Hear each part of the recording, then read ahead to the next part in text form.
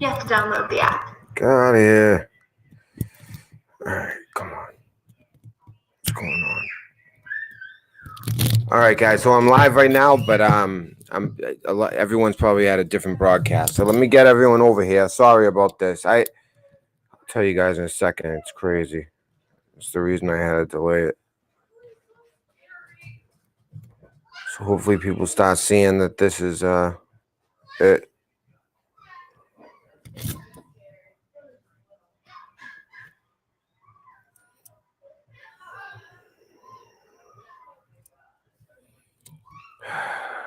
If you're watching this on replay, I would rewind like 1 minute. Man, I'm not gonna have that many people for this one. I have a feeling because all this messing up.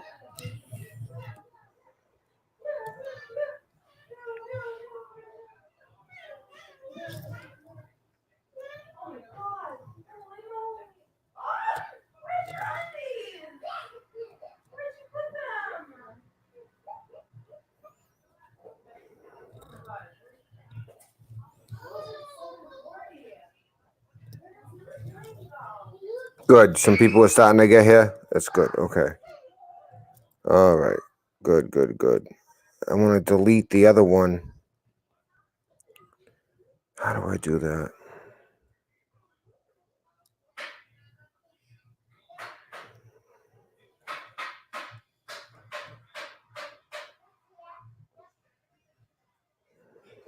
All right.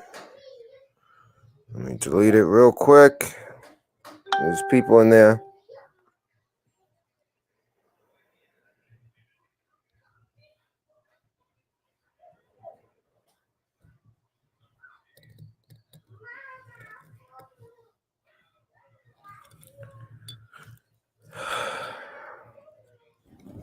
Again, guys, I'm gonna right now. I feel bad. Anyone over there, I want them to come over here. If someone could let them know that we're live over here, I'm gonna delete that video over there. Hopefully they'll get I wrote in there, but all right. So, wow. Okay. Anyone watching this afterwards? Sorry about that, but wow, crazy. So I go online. I load up everything. I'm getting ready to go. I already had delayed it anyways because I'm just trying to get a firm grasp on as many subjects as I can because I'm going to be taking calls as well. So I just want to get like a firm grasp. And I go on my computer, everything's gone. The whole the way it's all personalized, and it remembers all my Twitter account, my YouTube, all my downloads, my broadcasting thing. I had to reload all this. I did all that in like 15 minutes because I didn't know till like 20 minutes. It's 7:40 now. I noticed all this at 7:20, and I was already delaying the broadcast. So I don't know. We might not have as many people as normal. I don't know if a regular alert went out because I had to do this so many times. But we're going to go over a few things, guys. We're going to get some clarity. And by the way, the other night, I'm real proud of this stream. I'm proud of the mods. I'm proud of our sources. In a situation where even the mainstream media is putting out disinfo, as we saw, saying there was 30 missiles and saying it was ongoing when it wasn't. A lot of disinformation to go through, a lot of rumors of 80 deaths, which is coming out of Iran, pro-Iranian tweets. Yet from the beginning, basically, if you look at the last 5 shows, we've been talking about this issue before all this stuff happened. We were talking about it. We knew something was coming. We knew what it would involve. We've talked so many times about Boeing, and now Boeing is big in the news again. You see, I don't know if there's a connection there, but it's just odd to me that I've mentioned that Boeing Starliner that supposedly failed going up into space. By the way, I have no confirmation. I asked for confirmation from a source, and they have no knowledge of this. So this is, but they do know that this thing potentially was supposed to go into orbit in the first place. That's what I did get. But as far as being included with this, I'm not getting anything on that. But that doesn't mean it can't be true, or that maybe the Iranians think it. I'm not sure. But this Boeing 737 that was shot down, I was about to go live as soon as it happened. And then I said, wait a second. Once I started hearing the details, engine failure right away. Engine failure, 180 dead, and 2 minutes after takeoff from Tehran, after the missiles started flying. After. So it's already like war, like anything can happen at that point. You start shooting missiles from, because what they always do is they fight these proxy wars. They go to these different countries like Libya, Sudan, actually, Iraq, Syria, the Libya. They go to all those type of countries, right? It's a little bit weak. The government doesn't exactly have a stranglehold. They're not so much aligned with the West, and they have problems. They have a lot of problems a lot of times with different factions of Islam within the country. It's like Iraq. That's all. They've always been famous for that. It's like their side that's bordering Iran is all Shiite. The other side is all Sunni. The north is Kurds, and there's some other types as well. And there's been like attempts at ethnic cleansing on and on and on, which is what made Iraq such a difficult thing once we dismantled its government and its hold on the people. It made it extremely difficult to keep the country running, have them be a democracy when there's so many different factions within the country that you have to deal with. Afghanistan has that problem as well. But I really want to magnify and talk about this 737 Boeing. Now, at first, like everybody, I'm thinking, oh, wow, well, we already know that this is a problem. We already know. I should have my headphones in. But I don't. Is the volume okay? Is that good? So this 737, I actually have the passenger list, and we can take a look at it. I have the passenger list, and I got to tell you, it's the most alarming thing on it isn't that there's so many Canadians, and really there's so many different groups of people. Honestly, mostly Canadians, believe it or not. The Canadians are probably the number one country represented on this flight, which I found odd. But at the same time, maybe these people are trying to get out. I think they're trying to get out of the war zone. Why else are you jumping on a plane after they start shooting these missiles? And there's reports that, well, it's been reported and it's legit. It makes sense. They were passengers who were concerned. Pop my peas. There were passengers who were concerned about this flight. And one of the big problems is, at first, Ukraine said, okay, it went down because of engine failure. Okay, well, then only hours later, they retracted the engine failure part and said, we don't know what happened, right? We don't know. So that was the point. Well, I was already extremely suspicious. Lifting off from Tehran. We also have video, by the way. Lifting off from Tehran. Let's check out a video, actually. Oh, I gotta share screen here.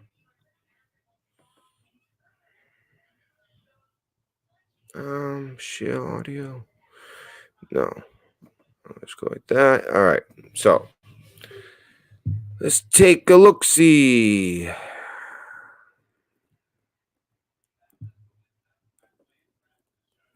All right. Here is video by the way. I hope you guys can see that. This is video of it going down. Look at that. It does not seem like engine failure to me. And there was already a vehicle on its way. I mean, then again, imagine the sound. I wish there was sound. There's no sound on this. But let me see. Is this no? There's no sound. But look at that. And then watch. You'll see a vehicle already on the way. But then again, it's making so much noise. It kind of makes sense. I mean, it makes sense also why there's nobody left on that. There was no survivors. So that's supposedly video of it. It's been going all around Twitter. It hasn't really been debunked. I think it's legit. Like some of the 4chan guys at least checked it as far as like its date. You can like somehow check the date. I don't know how they do it, but they do it. And it was from the same time. So, I mean, we're talking either we're watching. It's not a missile. It's not the way it's moving. It doesn't seem like a missile at all. It seems like a plane on fire coming down. And a lot of the now Iran has the black box, as I'm sure you guys have heard. And I don't really want to repeat the same old crap that you guys are hearing in the MSM. But at the same time, you know, I do tell the whole story. So you guys know Iran has the black box. We're basically at war. They're not going to hand it over. And that's going to be a problem. And if I was them, I wouldn't want to hand it over either, because it's a high probability that they shot it down themselves. There was a point where I had more of a conspiracy type of thought to it. I really wanted to see this passenger list, and it was quite accessible. So let me see. You know what? Let me just take it off here. I just gotta protect sources. Although I already resent it to myself. It's just some of my personal information. So I'm gonna pull it up and then I'll share the screen with you guys. All right. But we'll continue talking about it, of course. So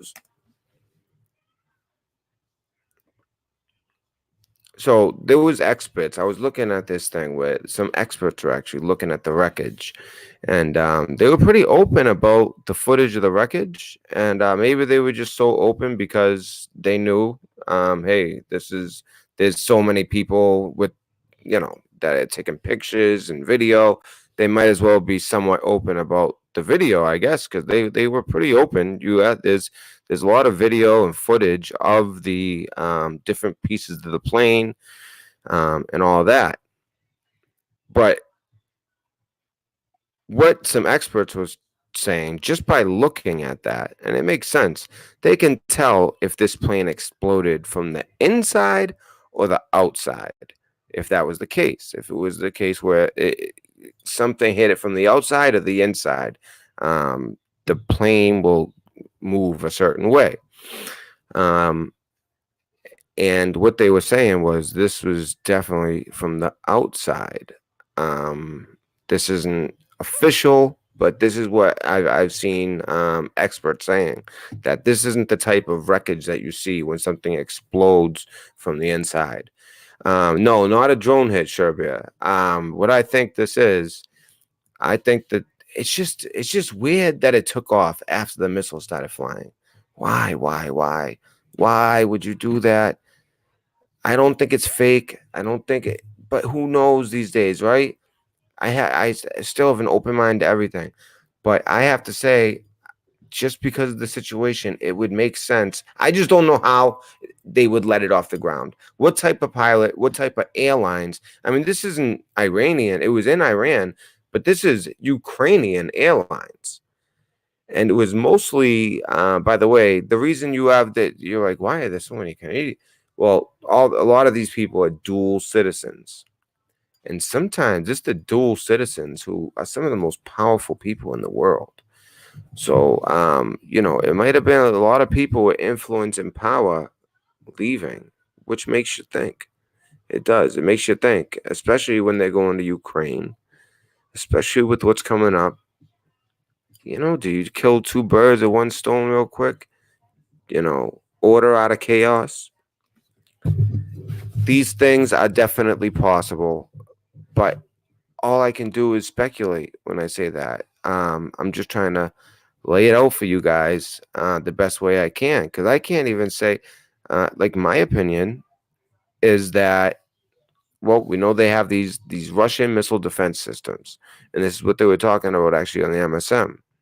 The Russian missile defense systems with Iranian operators, and you guys, for those of you guys who were live with us while the missiles were coming down, we were right on it. We got on, and as soon as we went up, then the MSM went up. My source beat the MSM by 16 minutes. Pretty good. Pretty damn good. I mean, how many times is this going to happen? We always are putting things out first.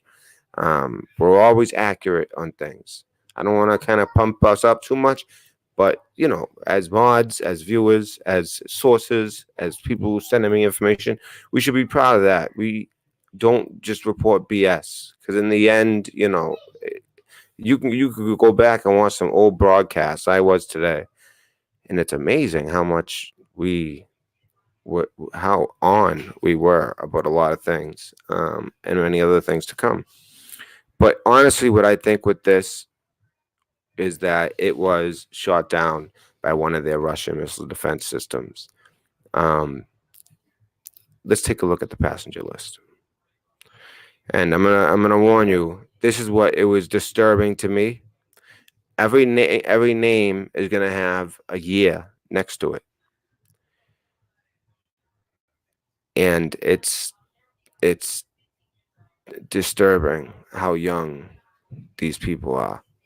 I mean, I would have been an elder on this flight. It's really freaky. Oh, let me share screen. Okay, so I think okay. Yep. All right. All right, before I do that, let me look at the...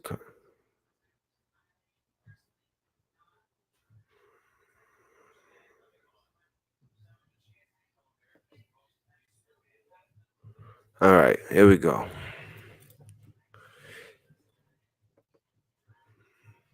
So we have, and mind you, keep in mind that there's a lot of dual citizens, because the official number of Iranians, when you ask Iran how many, they say it's a higher number than this 82. And the reason they say that is because of dual citizenship. And they want to piss off, they don't want to piss off so many countries, I mean, these are high numbers. Even though it was going to Ukraine, there's only 11 Ukrainians. Weird. I don't know. I don't know if somebody can tell me why there's so many Canadians. I'd like to know. Apparently, a lot of them are dual citizens, which means they have a lot of influence. It could be people getting their kids out of there from colleges. I don't know. 63 Canadians, 11 Ukrainians, 10 Swedes, 3 Germans, and 3 Brits. No Americans. How that is, I don't know. Seems like they came from everywhere. Now here's the list of names. You see a lot of Iranian names. Like I said, you see Canadian, you think of one thing, but no, these are dual citizens. So these are mostly like Iranian blood people. Their ethnicity is Persian. But what's disturbing is when you look at the years next to these names. These people were so young. I mean, 2011, 2014, 95, 2010, 90, see 61. That's like a rarity to see that. I mean, and that's Look how young, 80s, all 80s there, 2011, 2003, 1987. I mean, this is, like the 2011, for instance. That's a 9-year-old, maybe 8, most likely 8. I mean, it's pretty crazy. These people were very, very young. Very young.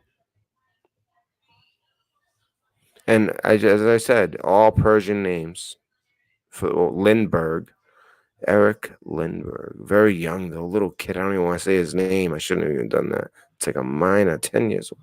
This is, you see what I mean about these names? The years. It's freaky how young, a 4-year-old, how young these people were. These are dates of birth.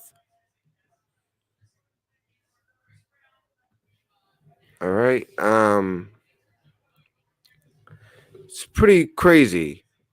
Pretty crazy. I mean, honestly, like a 1964, 1977, you're like an elder. You're like the oldest person on the plane. Well, the oldest one I saw was born in 45, which I mean, you expect to see a lot of that. But it's like, honestly, the median age on this flight must have been like 20 years old. Why is that? Why so young? Why are all these people so young on this flight? I haven't gotten a good answer for that.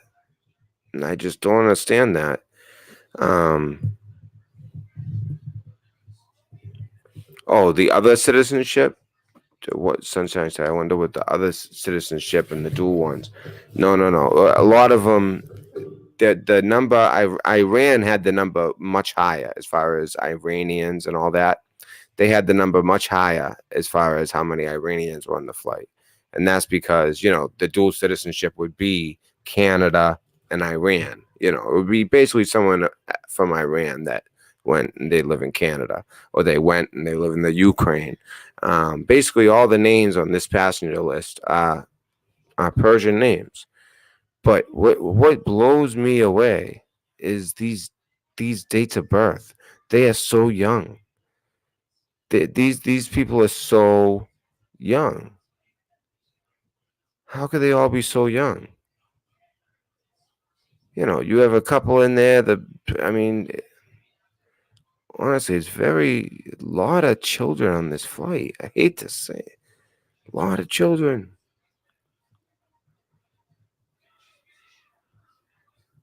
It's like half of them are under 21. How is that?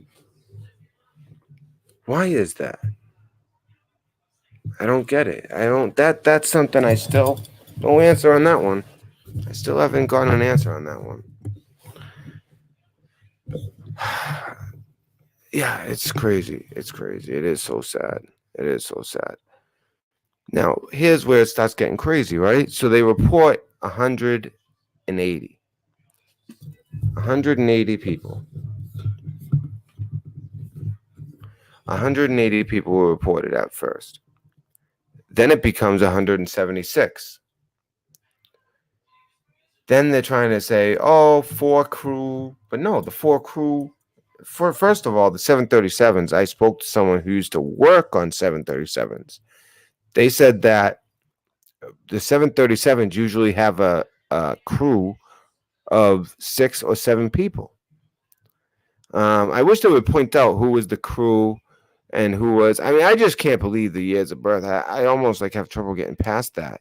But these are largely Iranian names, although with those some maybe Ukrainian names in there. Not a lot of Persian names. Because like I said, it says all these Canadians. You can be Persian and be Canadian. I mean, people they picture something else. I did too. But so it go the only thing that I could think of that would make sense, unless they're trying to hide 4 names, is that it was 180 supposed to be on the flight, and because of the situation, you would think that at least a good amount of people would say, "Screw that! I'm not. It's a no-fly zone." The FAA had already said no flights, no flights anywhere. You know, especially over Iraq and Iran. But they grounded all the flights. Yet this flight takes off. I mean, there's going to be a lot of lawsuits on this Ukrainian airline. They'll probably try to make it about Boeing, but the thing is, all the Boeing 737s that were going down and having these problems, and I've had the argument that China was messing around, hacking into these planes, into the software, and bringing them down, the same way that we can do that to the Russian and Iranian jets. We've demonstrated it many times, and I feel very strong. We've had a few shows about that, and I feel very strong about that. But this was different types of 737. They have like this. They have like the 737, and then it's like the 7 series or something like that, and then there's the Max. This is a different type of 737 than the ones having the problems that they had to stop. They stopped the production on. This is also a brand new 737. It was slightly brand new, only 3 years old. That's it. 3 years old. Different type of 737 than the ones that have been falling out of the sky. So I don't have a 100% answer. All I know is that a lot of them were dual citizens. All right. If we want to go more conspiratorial, if you want to kind of here's some information that help your case. A lot of dual citizens, which means power. It means power. It means influence. Dual citizenship means power and influence in a lot of situations, especially in a situation like this. Like you look at the flights that were leaving the United States of America after 9/11. You got the whole Bin Laden family, who are extremely rich, by the way. All these rich families. Well, I think a lot of Iranians were trying to get out of Dodge. They didn't all have to be exactly Iranian. Like they could have been in Iran but had dual citizenship, as many did in Canada, Great Britain, Germany. They live around and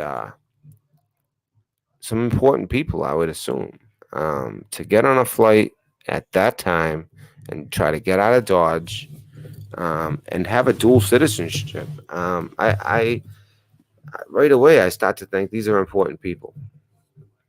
Now, do you guys want to take one more look at this flight list? I want to this way anyone watching, you guys can just pause. But yeah, what's so we got 63 Canadians, 11 Ukrainians, 10 Swedes, 3 Germans, 3 Britons, 3 Brits. And here it is. I almost can't look past the years, how young these people were. I mean, no wonder they showed like little stuffed animals next to the wreckage. And the thing is, it's not like this is like the UN out there and those guys that have been caught staging, horrific stuff. The white helmets. It's not them. This is Iranian. This is all Iran. And they're trying to talk this down. They don't want people talking about this. They know they're going to, but they don't want them talking about the specifics of it. They're playing down. I don't know why the number went from 180 to 176. They're not going to want to turn over that black box. Who knows? They might give it to France. That's what some people are saying. Maybe because the EU, despite all the talks of war, the EU still was doing business with Iran. Because the globalists, they don't care. They don't care about sovereignty. They don't care about stopping Iran from growing when they have these ambitions that are just not realistic. If you favor the Western world way of life, which I can't say I 100% do as far as some things, but generally, absolutely, of course, over what they're trying to spread. So it's weird how the EU kind of, But they're all, oh, we denounce them for this, and they're all falling in line. And that's another thing. I don't know where you guys have been, really, if you're watching any of this mainstream media, but I have never seen somebody make the media look stupid so many times in a row. How many times are we going to see this with the media just going after Trump? They just go after him no matter what. We're in a situation where it's war, and they're making this professional general of terrorists into this man of peace. I mean, seriously, it's disgusting. What is going on? What, I don't even know.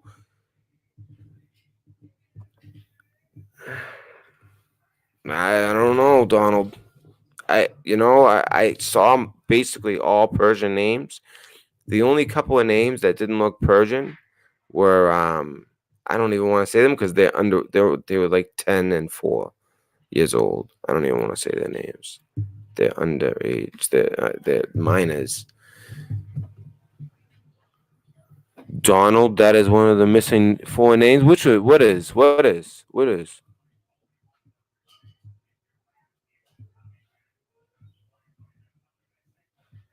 Did someone have a name? Because actually, my source is trying to find these names as well.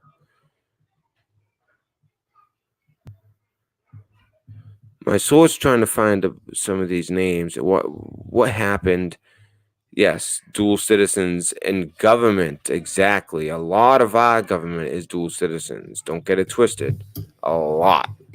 If you looked out at our Congress, our Senate, all of them, listed them down, you would be surprised how many dual citizenships there are. And guess what? By far, the number one is, well, Israel, of course, right? Makes a little bit more sense.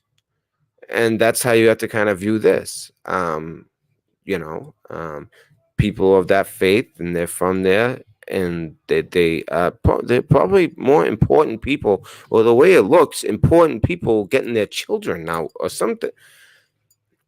It looks like people were bringing families. I mean, this was a family flight. There were children. There were young people, college age, younger than college. I was trying to think maybe it's a bunch of college kids, but no, there's just too many names that are underage, literally just underage, wicked young.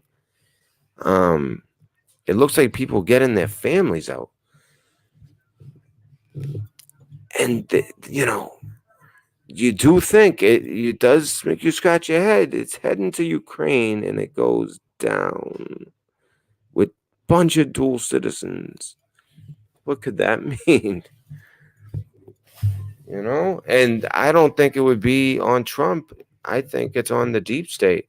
I think that there is a plan in place that they're going to expose the deep state and the actors who have been messing with our country. I don't know. I don't think it. I know it. I know it. That's why we've been so on so many things. And I wouldn't be surprised if some witnesses are called in this impeachment where they kind of already played it out and planned. It's kind of funny how before it was the Democrats wanted the witnesses.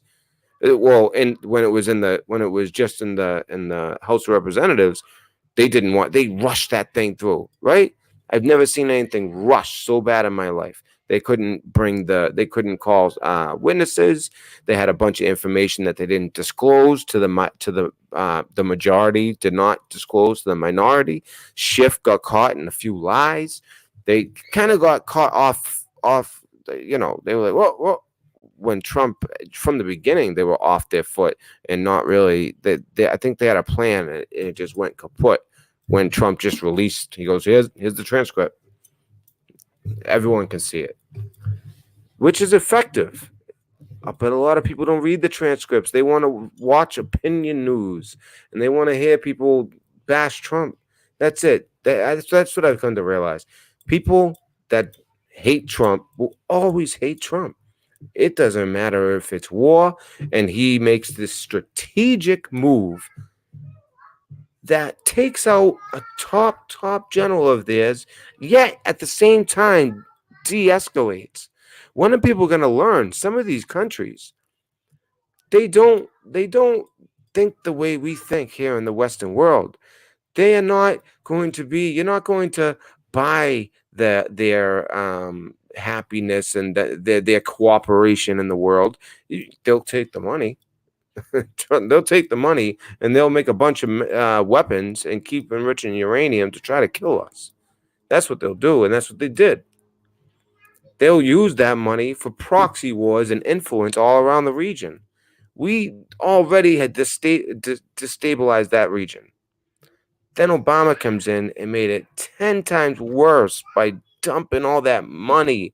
Then McCain, no name McCain, dumping all those guns, all those weapons. And while it's happening, Benghazi happens while they're in the middle of trying to get these weapons over, which is why they told everyone, stand down, stand down, stand down. And had it not been for one, I don't know if it was there were Marines, but I don't know how large the group was. But it was an officer, I believe, and a bunch of his men. I don't know what it was, but they went and they saved a bunch of Americans. They weren't able to save the Navy SEALs and the ambassador. And these Navy SEALs fought like hell too, and it's sick. I don't even want to go beyond what went on after that. It's pretty sad. The bodies, everything. It's just disgusting what happened that day. And we were gonna have another Benghazi, and here we are. And then you have people like Ilhan Omar on there. Here, I'll show you guys a few things. Let's check out a few things. Let's just see how people are reacting. I like this for different settings. I like the way that was, but we'll go with this one so you guys can see better. So, oh yeah, so this is for those of you guys who didn't see it. This is footage, and then look, a vehicle. This is footage of the plane, supposedly unconfirmed, but I've seen a lot of people try to debunk it, and it seems like it might be actually, it's most likely legit.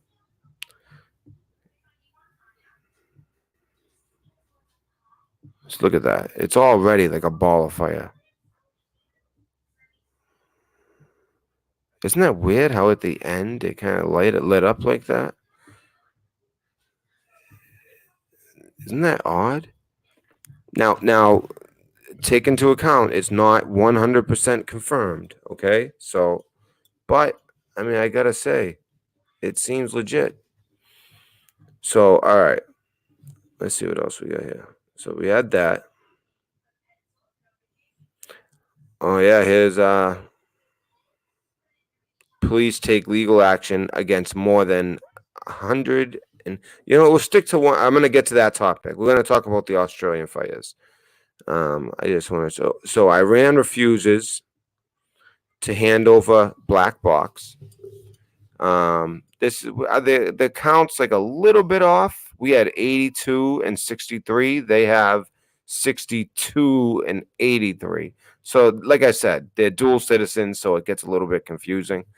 83 Iranians. Iran says 147 Iranians. So many dual passports. Toronto Iranian community.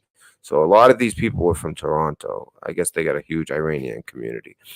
11 Ukrainians, 3 Brits, 3 Germans, 10 Swedes, 4 Afghans. I don't think we had that on my list. I think, is that the other 4? No, but that's the weird part. It's 176 on all. Iran refused to hand over so why? Why did it change from 180 to 176? That's what I would love to know.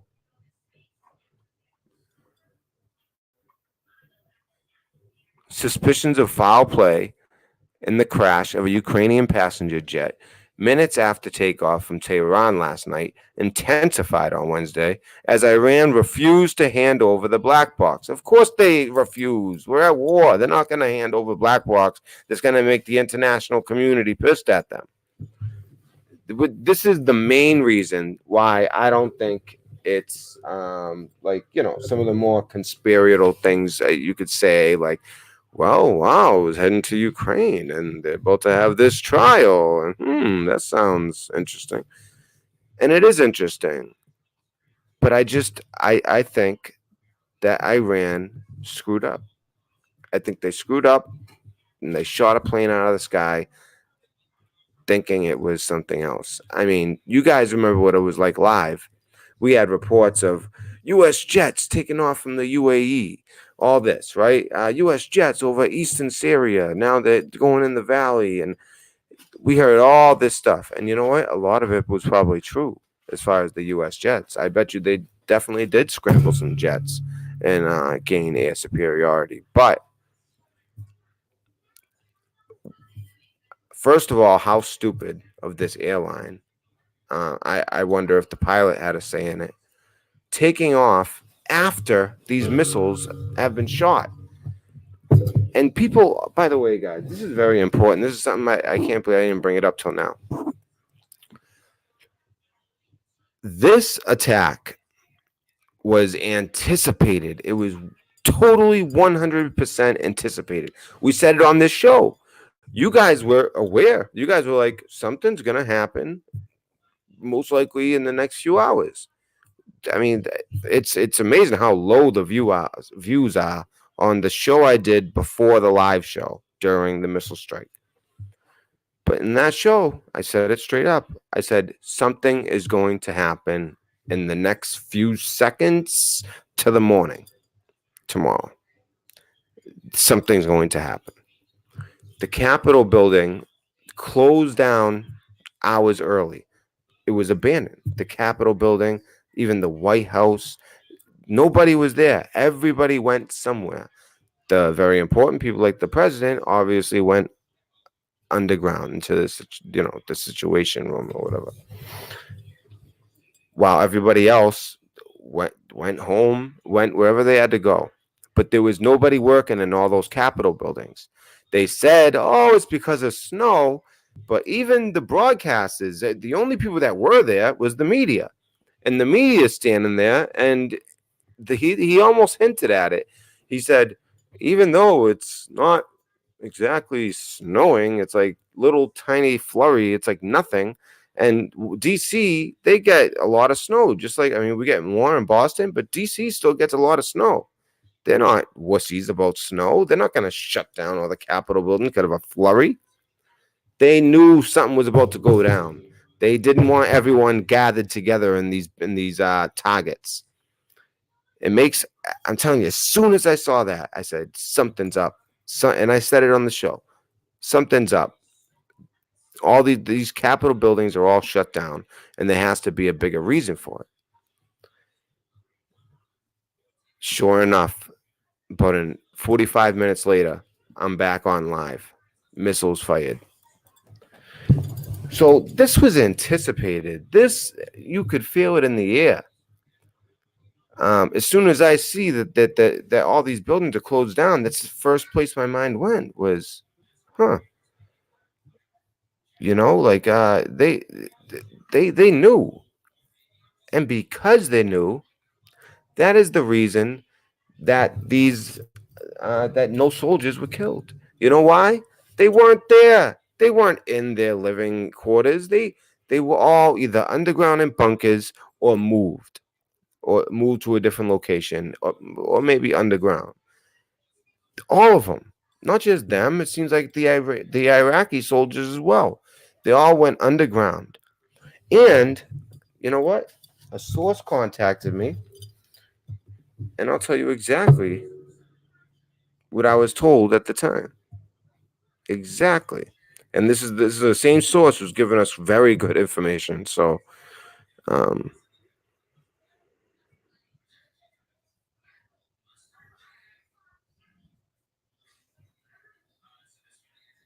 so there's an Ohio Trump rally right now, which makes sense why the audience isn't so.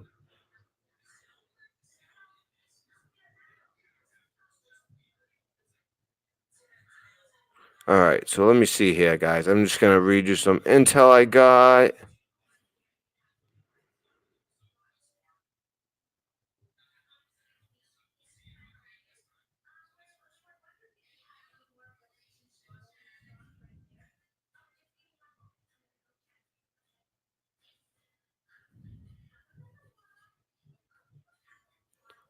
Sorry.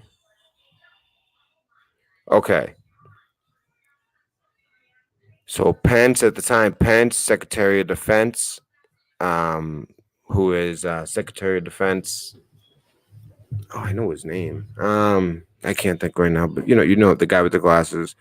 Oh, I know his name. Esper, Mark Esper, I think. And Pompeo are on the move. Trump is still at the White House, but underground. Um, then that they let me know about the Boeing 737. And here's something I found interesting. Days before the strike, Trump gave Iran the heads up that we were removing our troops, and when he removed them, that's when Iran hit the bases. This makes sense. Trump knew, we knew, Iran needed an out. They needed a way out of this situation. And I think Trump handed them one on a silver platter. Hey, we're going to move our troops. Go ahead. Do not, and how is it possible? Even with, okay, so no human casualties. Okay, well, we went underground. We had, and Trump even said, we knew ahead of time, thanks to our intelligence community. So either way, they knew. But I'm being told that, I mean, there were conversations days before, as far as like, hey, this had to happen. If you need to save face, make sure, he probably told them to do not hit anything. And they didn't. They didn't hit any important equipment, important structures with all these missiles. I mean, don't you guys have to understand too. This isn't. You're probably thinking of this embassy like a regular. This embassy is literally a fortress. It's huge. It's huge. So missiles could easily fall inside of this embassy. Well, I'm sorry, I'm saying embassy. This air base, Al Assad. So I'm sorry, it's at the Al Assad. But still, even this is a base, so that gives even more reason. It's huge, and missiles can fall all over the place and not hit structures, not damage the runways. Maybe they did damage some runways. I'm not sure, but it seems like the damage was minimal as well. So this is what I'm being told, and I'm telling you, this person knows what they're talking about. No U.S. casualties, and they knew there wouldn't be any. It allowed Iran to show they retaliated for the guy we killed that the Iranians love. Now, mind you, this is just like a text to me. This isn't like an official report. This is just them letting me know the deal that the Iranians love so dearly. But it also allowed all of this stuff to end for now. For now. He made his point that he's willing to strike, unlike the president before, who just kept drawing a new line in the sand every time Iran crossed it. It's true. It also made a point to UK and other countries that we are changing the war situation around the world. I think Trump is one of the smartest presidents we ever had. And I agree with that fully. And I like to thank that person for sending that information. I'm sure a lot of us were kind of thinking this stuff anyways, but that's more confirmation from somebody who was in the know, really in the know. So that's just more confirmation.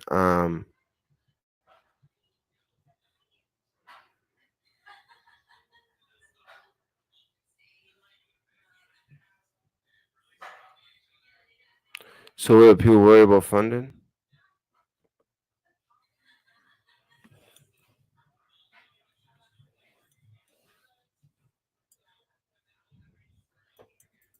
I agree. And I'm just trying to see if there was anything else. And they were giving me also a confirmation that what I said about the crypto intercepting information and listening in on and chatter and all that, it did provide early intel on the strike from Iran. And that was correct. So I was correct on that one too. So I'm very proud of this station, how accurate we've been on so many different subjects, and basically in this show, we're just kind of looking back at some of these things that happened, basically all within that 24-hour period. Think about it, all in that time. Iran strikes the U.S. with somewhere between 15 and 22 missiles, right? It's depending on who you talk to. A 737 falls out of the sky. They say engine failure. Then they say, actually, we don't know. Iran takes the black box. They won't give it to anyone. They're holding on to it. At the same time, you have Pelosi still holding these articles. And then what was she doing today? Are they going forward now? To be honest with you, I've been so immersed in the stuff that's going on overseas that I don't even pay attention so much to the impeachment stuff. He's gonna get off. He's gonna beat it. Every Republican's gonna vote, that to not impeach him, and that's how it's gonna go. I mean, that anyone could tell you that. It's not exactly breaking news to say that. But also, we have these fires in Australia, right in a place where they have this prime minister who started speaking out against climate change and accepting that exact way of thinking. And all of a sudden, there's this huge fire, which we now know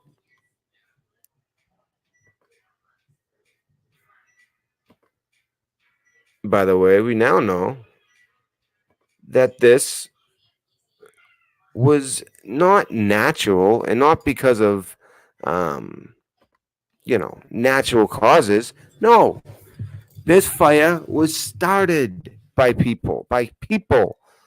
All right, they started this fire, and there's a lot of people involved. It's not one or two people. This is like a organized. I mean, this blows my mind. I mean, it's like because what happens is when there's really real big news, I start looking around in other places because that's when they try to sneak by some, the deep state, the globalists. They'll sneak by some crazy stuff, and they'll report it. And sometimes these things are not just things that are obvious like this that affect the political landscape, the environmental landscape, the literal landscape. No, I don't mean to make fun. I'm just saying, it affects so many different things. And it happens at this opportune time when normally people would be all over this. And they'd be like, what?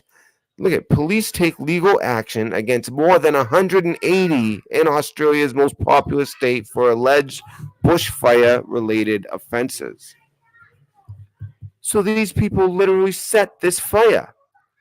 And what did I say? I said this in the last show. I know what the weather is going to be like here in Boston for the next week because they kept on saying, well, it's not that the fire was set. It was these extreme conditions, which show that even if somebody created the fire, these extreme conditions are what caused this fire to turn into what it is. Or I say, hello, if somebody knows what the weather's going to be, they know it's going to be extremely dry and windy, that the worst conditions for these wildfires, whatever those conditions are. I'm imagining dry and windy, right? As far as I know. And they take advantage. And I also was a little bit misinformed. You have to think of Australia like this. It's this huge island.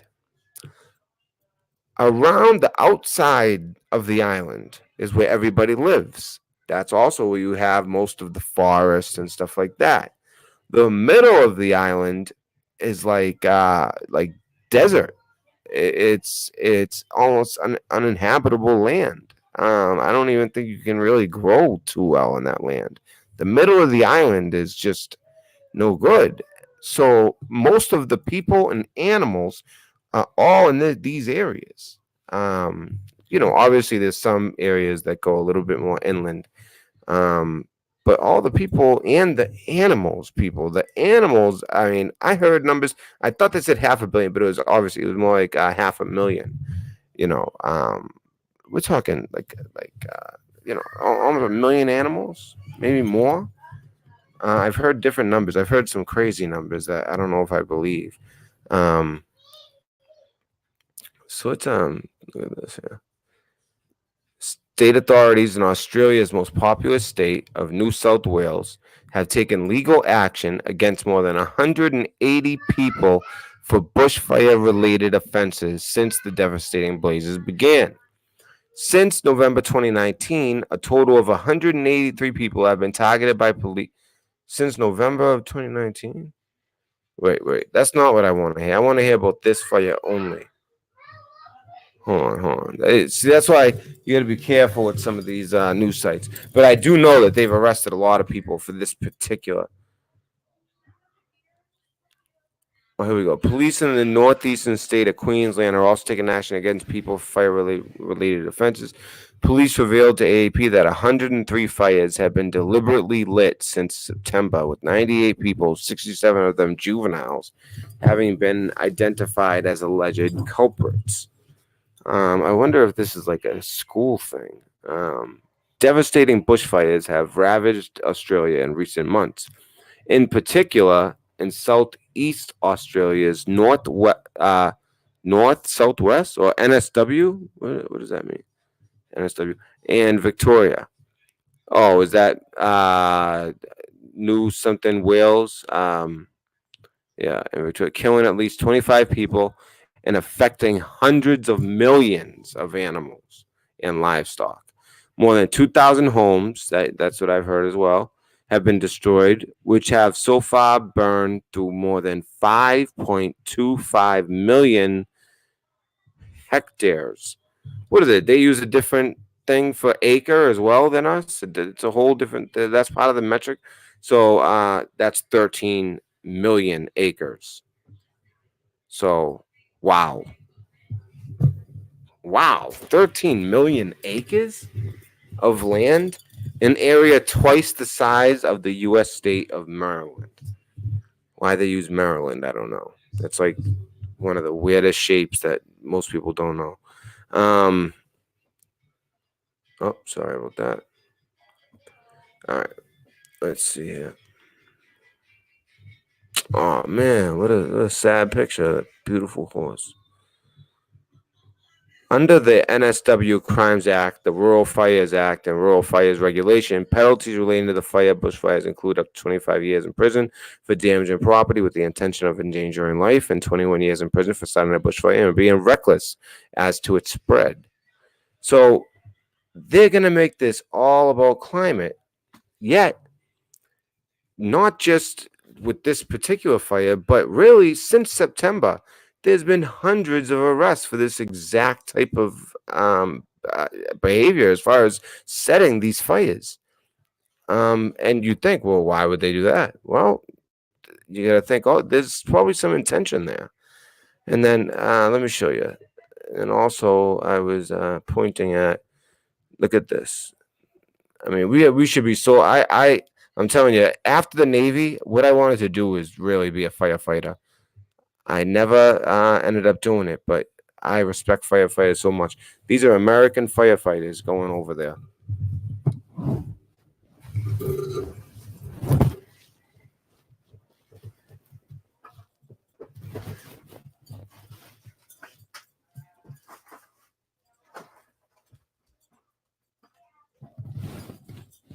I just need to step away. 1 second. 1 second, guys.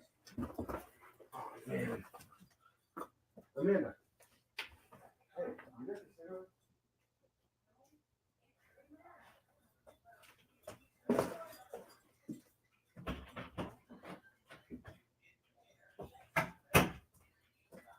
All right. All right.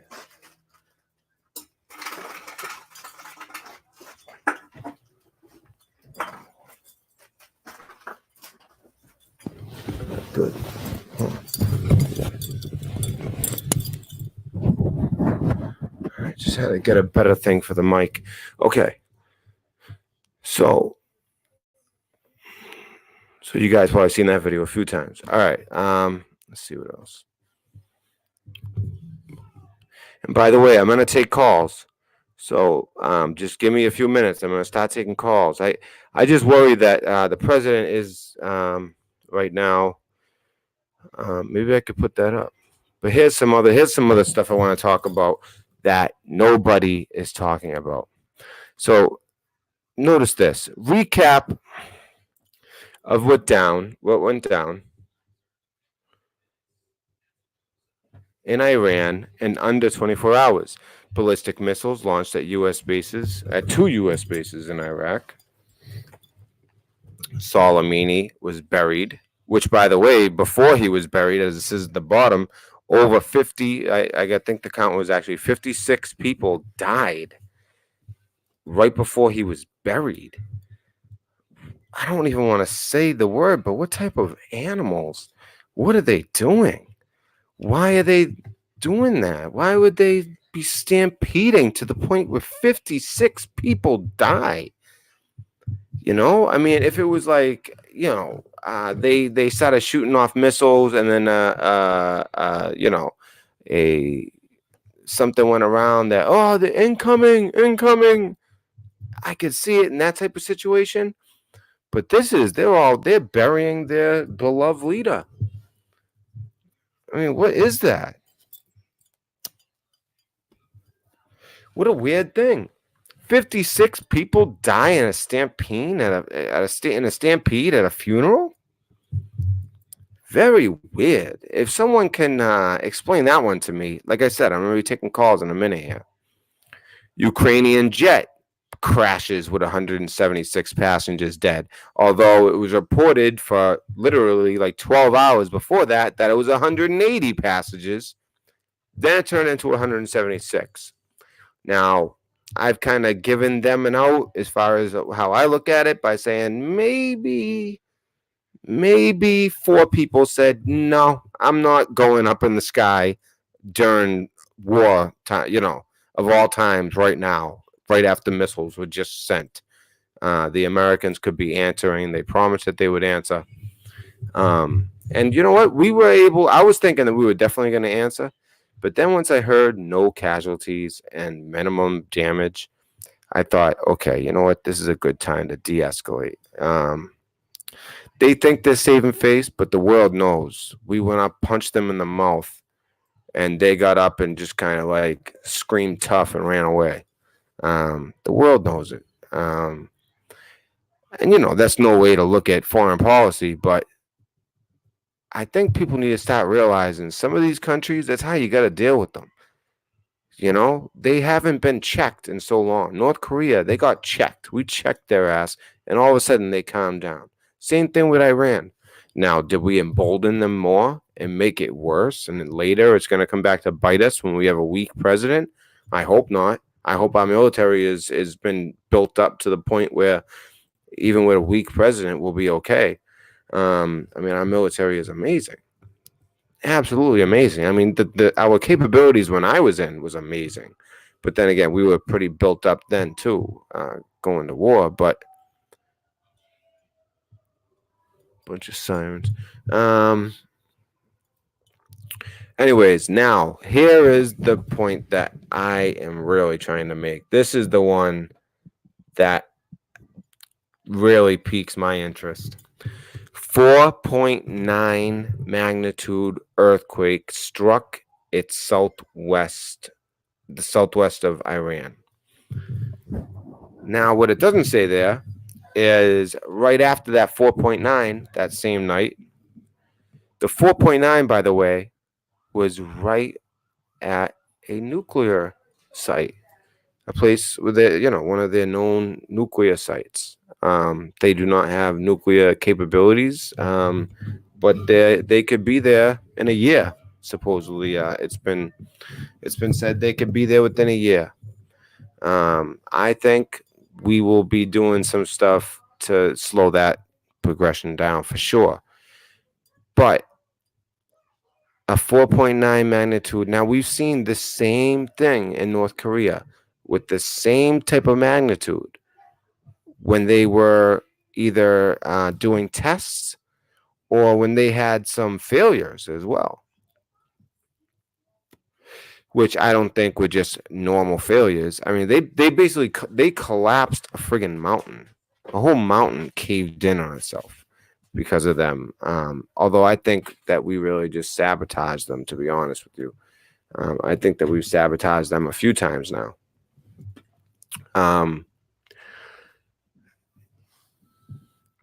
But how about that? That's something that you don't really hear them talking about. A 4.9 magnitude earthquake. And by the way, for the Q people out there, right after that 4.9 came a second earthquake, not too long after, a 5 by 5 earthquake. I don't know.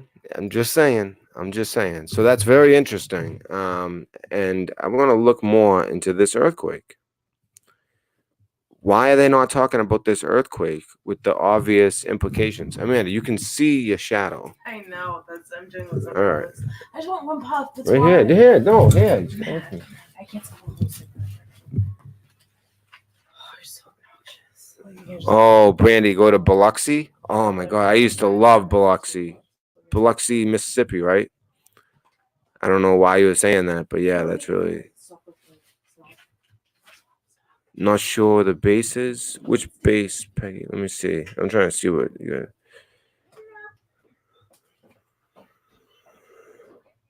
Yeah, Biloxi is awesome.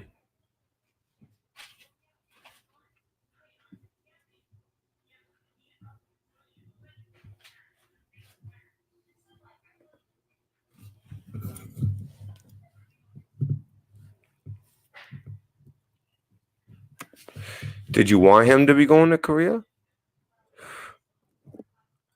When you want him home? Oh yeah, no. Oh, the base. Okay. Yeah. I know that too. I think that's probably why Biloxi was so in my mind. But I know they have casinos there, right? They have casinos. Because I went there, Biloxi in Louisiana. So what am I thinking of in Mississippi? Because I went to when I was stationed in Pensacola in A school, or it might have been C school. I did both A and C there. But anyways, I ended up going east 4 hours to pick up a friend at Panama City, and then come back west past Pensacola and to New Orleans. And we went to Mardi Gras for a weekend. We went there on a long weekend, and I only took 1 day of leave, and then the weekend. And I didn't have duty. I didn't have watch, nothing. And it was great. That was actually the last one before Katrina. Yeah, the last one before Katrina. And the year after that, or maybe 2 years after that, there was a huge one that took out all of Pensacola's. They had this awesome boardwalk with a bunch of clubs, and I mean Pensacola was great in that area. There was also some bad areas in Pensacola, but the nice boardwalk with all the nice places to eat and things like that all got wiped out by a different hurricane. Mississippi, yeah, Mississippi, right? Yeah. So, okay. So, what do you guys think about that earthquake? A 4.9. Like, what is that? How is that not being reported more?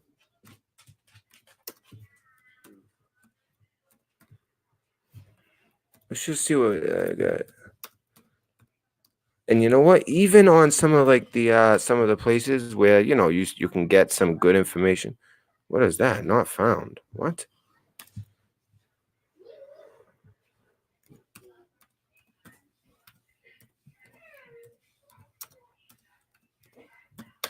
I mean, to me, I don't think they're doing tests in the middle of shooting off missiles.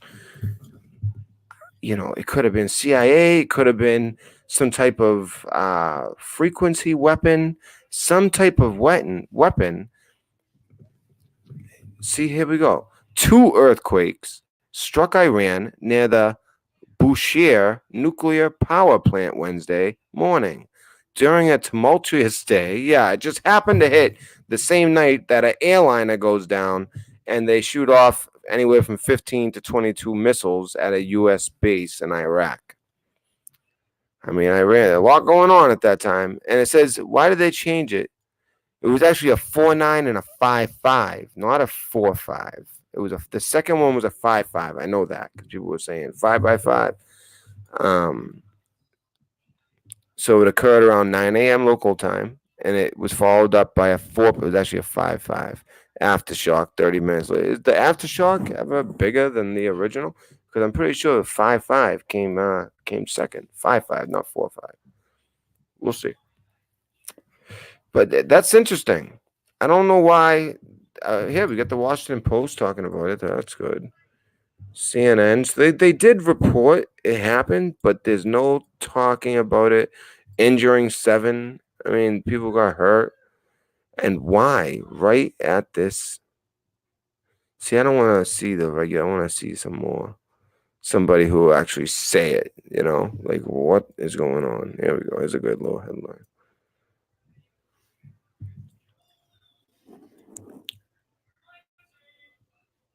Iran was struck by. There we go. What's going on?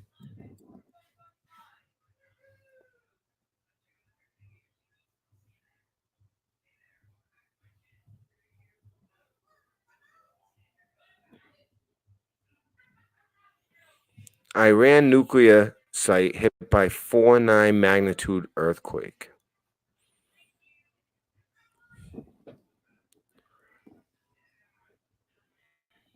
The earthquake hit 10 kilometers southeast of Borazjan, around 30 miles away from the country's Bushehr site at 3:19 a.m. this morning. So conflicting on the time. Bushehr, oh my God. So I know that the missiles went off at 2:10. So it was only like an hour later. There might be 2 time zones in Iran, maybe 2 hours if we're giving them the benefit that it might be in a different time zone and that time zone is 1 hour forward, not back. I mean, or the other way around, whatever it would be. So 3:19 a.m. I mean, the missiles went off, I'm pretty sure, at 2, because they shot the missiles at the exact same time. And by the way, the missiles took 10 minutes to get there because, well, according to the reports, the U.S. reported them hitting at 5:30, whereas they were shot off at 2:20, but different time zones. So all you got to look at is the minute. So from the 20-minute mark to the 30-minute mark is what it seems like. That's how long it took them to get there. And we showed footage of that live. But it does make you think. This earthquake just happens to hit only 30 miles away from this site, which, this is a nuclear power plant. Whatever advances they are making or will be making, they will be making them underground. Actually, Israel caught them, and we did nothing at the time, I believe.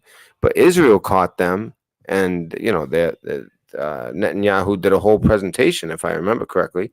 They caught them making enriching uranium in a carpet factory. Your Persian rugs. So they have a huge carpet factory. Supposed to be making Persian rugs like Aladdin. Instead, they're enriching uranium. I wouldn't be surprised if a lot of their advances are going on underground. There is so much underground that people don't realize in so many different countries. In this country, I mean, in World War II, it was exposed how much was going on underground. All these, a lot of the main biggest things that happened in World War II were a lot of underground systems. So imagine what they have now.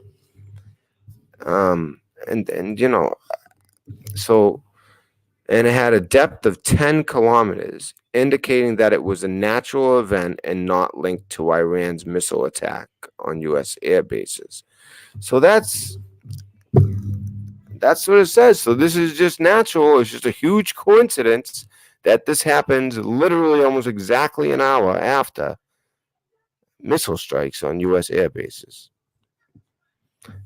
But how do you explain that? So a depth of 10 kilometers. Do we have some type of weapon where we can,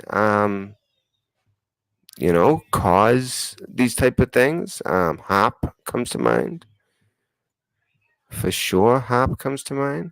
Let's check out.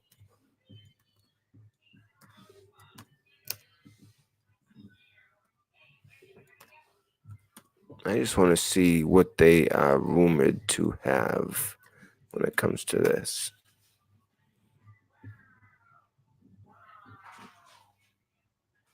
By the way, if you don't know HARP, it stands for High Frequency Active Auroral Research Program.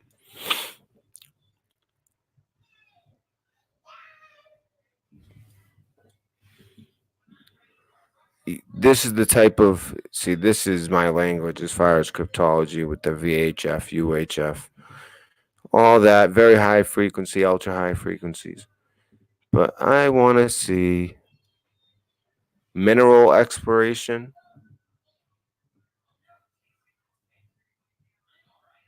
magnetic. They're into all this oil exploration. A lot of these are underground. Directional drilling, archaeology. I mean, where do I start? I'm gonna go with oil exploration. Seismic methods are preferred to magnetometers as the primary survey method for oil exploration, although magnetic methods can give additional information about the underlying geology in some environments, evidence of leakage from traps. Magnetometers are also used in oil exploration. I don't think we're going to get anything on Wikipedia, but let me see what's been said about their HARP earthquakes. Yeah, there's stuff, we aren't scared to touch on certain subjects here. And, I think one of the reasons why, they mess with the audio. They sometimes mess with my personal stuff, but, with the computer. But, and I've actually learned how to you have to plug your computer in a certain way, and it makes it hard for them to actually fry a BIOS chip, which is what they do. They fry a BIOS chip. If you've been with this channel a long time, you know how many BIOS chips we've gone through on this channel because I'd always plug them into the wall. So that's one. There is, if you to better protect your computer, obviously plug it into a extension from a power cord, so a different power source, and then an extension.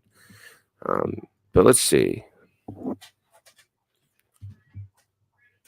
Weather used for weather modification to cause earthquakes and tsunamis.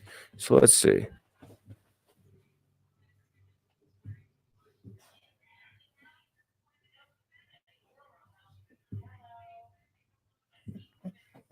I mean, you got to think we're under attack. We have access to so much technology. It's ridiculous.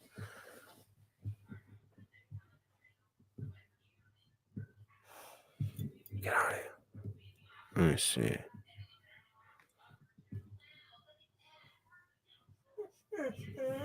Philly. Go. You can get out. Go.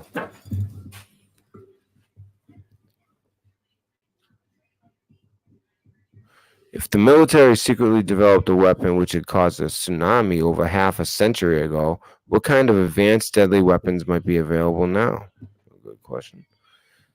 This makes me wonder here, because there is more to that. I do not care what they say.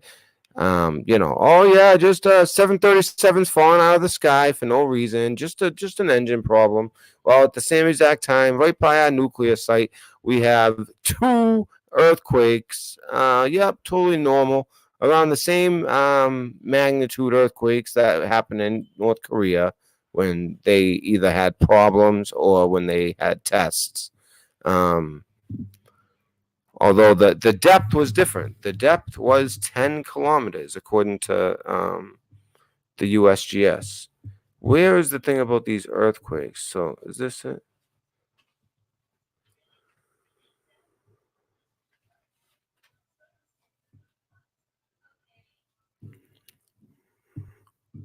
Others go as far to claim that, I'll show you guys where I'm reading it, that HARP can and has been used for weather modification to cause earthquakes and tsunamis, to disrupt global communication systems, and more.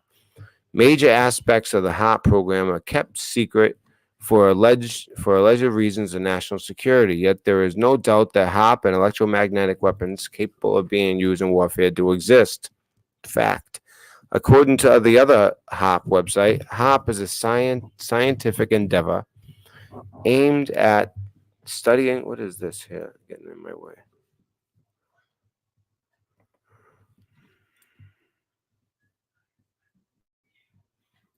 Aimed at studying the properties and behavior of the ionosphere, with particular emphasis on being able to understand and use it to enhance communications and surveillance systems for both civilian and defense purposes.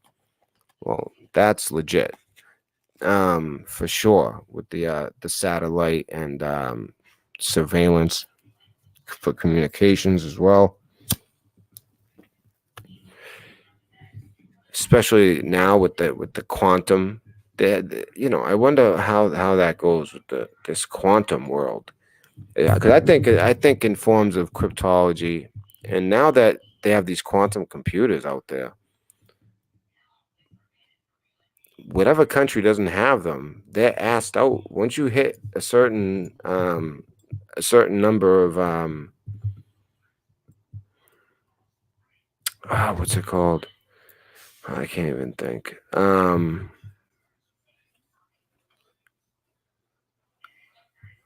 I forget the number for measurement in a quantum. Quantum is a certain number of yeah, I can't even think of it. I'm sorry, but a certain number, the measurement, it once it gets to 2048. Why can't I think of that? I was just reading about it yesterday. I was reading more on it about something different. Which, by the way, if you guys ever want to see some crazy videos, the guy who made D-Wave, this amazing quantum computer machine, which we've gone over, but we have so many new people always coming in. I should really like do some old gems, some good shows, things that I can prove 100%. I don't like talking about stuff I can't prove. This show we've kind of went, a little bit like what if type of things, because we just don't know. This is such highly classified stuff, all within that 24-hour period. And that was a crazy day, crazy night, really, for us. I was up that whole night. But yeah, I'm not seeing anything about, but they're saying that they do have those capabilities. Let me see what else I can find here.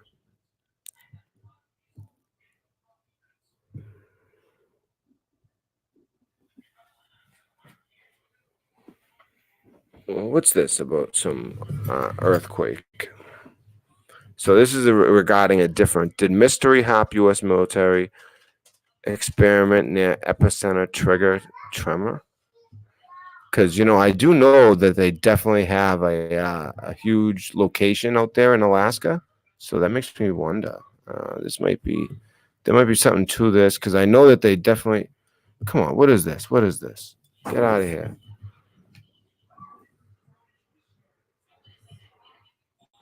Right, I accept.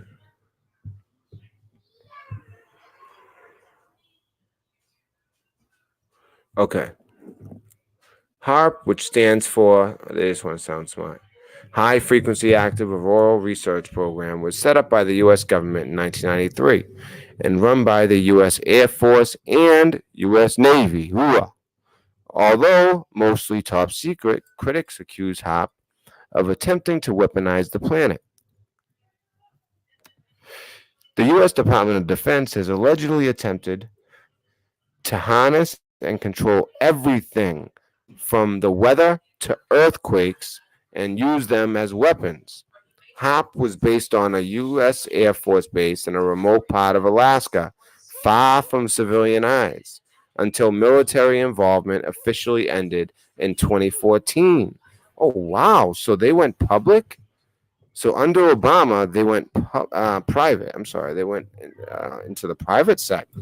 That's It is now run. Oh, okay. Here we go. It is now run by the University of Alaska, Fairbanks, in Gacona, Alaska. That is a lot of power for a university. It's run by the University of Alaska. I never even heard of the University of Alaska. Do they have sports? I never heard of them. According to official papers, HARP was set up to analyze the ionosphere and investigate the potential for developing ionospheric enhancement technology for radio communications and surveillance. And I can tell you guys from stuff that I know that makes sense what they're saying there. That would be valid as far as like the possibilities and would they want to create something to do that and the benefits. Oh yeah, it all makes sense. I just think it's also a great way to cover other stuff. However, some conspiracy theorists, I guess that's what we are convinced the military is still involved. Of course they are.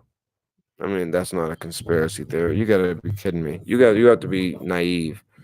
Um, and it was really set up to research how to use artificial weather as a weapon against other countries and even how to trigger earthquakes or volcanoes.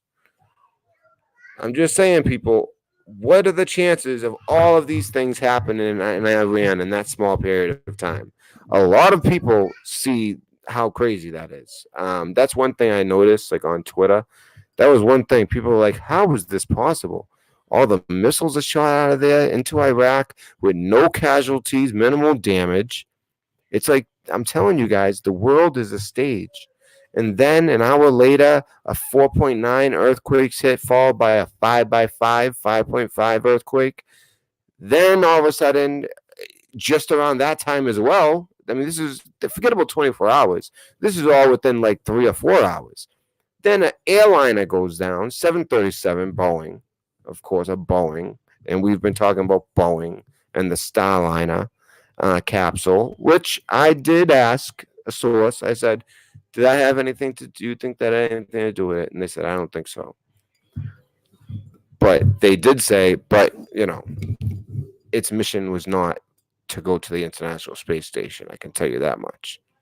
So makes you wonder if it wasn't involved with this, what's it really doing? So Alaska earthquake live evacuation pictures.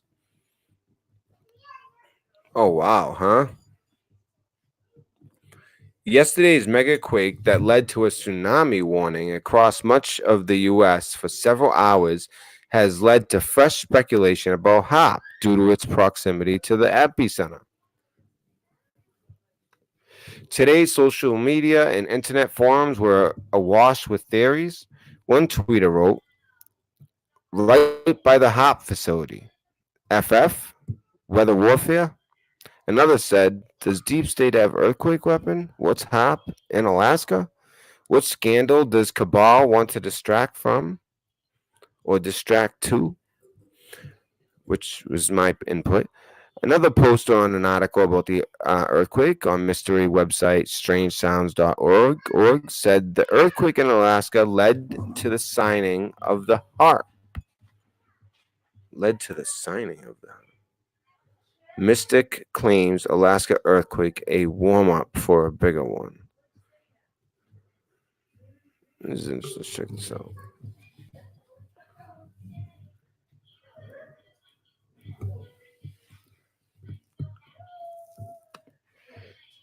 Although I have had a lot of trouble trying to play video, unless it's like on Twitter, and it's like one of those short videos. I have a lot of trouble playing video while live. They never let me play video. You know what? It's probably going to be all ads anyway. All right. Well, hey. So what was the depth of the Iran earthquake? 10 kilometers, right? Well, check this out. At a depth of 10 kilometers, direct microwave radiation to an area of the fault.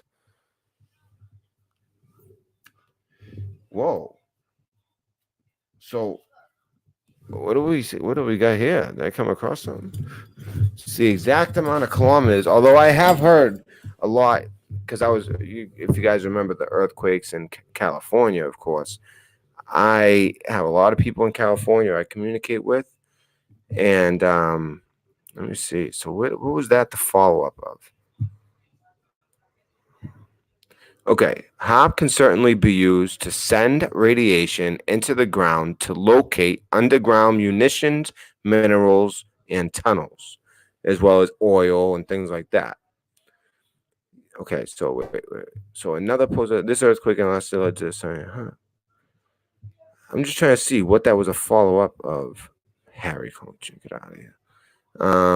Okay, so this is what follows that up. At a depth of 10 kilometers, direct microwave radiation to an area of the fault, so that everything grows a little stronger and everything is destroyed more easily, always in poor areas. Photographs of the HOP facility show it has hundreds of pylons said to create an antenna field where interlinking wires create a net of electricity just below the clouds. This is what's blowing my mind up here. The 10 at a depth of 10 kilometers. And I know that that's common for earthquakes, first of all, but it also happens to be the depth. You watching the rally?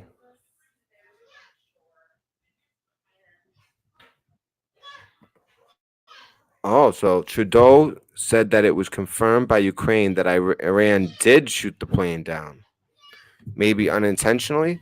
Well, that's what I was putting forth. That they made him. They were just as hectic. If you were here in the chat that night, all kinds of misinformation, disinformation, and I would look into some of them. Like people were saying 80 dead. I found the source. It was one pro-Iranian with a lot of followers who put that out there. He was very pro-Iran. He put out 80 killed in Iran. That's also what Iran State News ended up putting out later on. Ended up being bullshit, but hey, that's what they put out.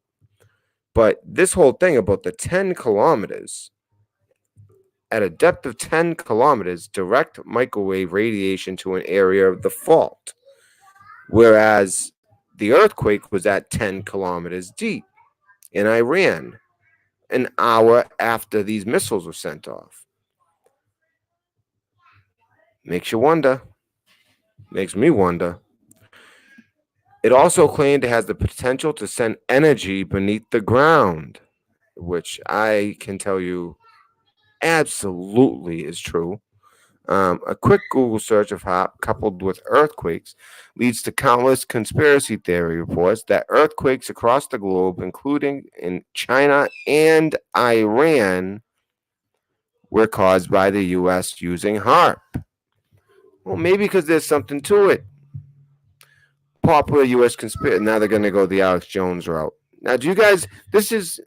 I know that this article is trying to make conspiracy theorists look stupid, but it's important to read articles like this and see the way they do it. Just watch the way they do it. So of course now not only do they already use the word conspiracy theorist. Once you see that word, you know which way they're going.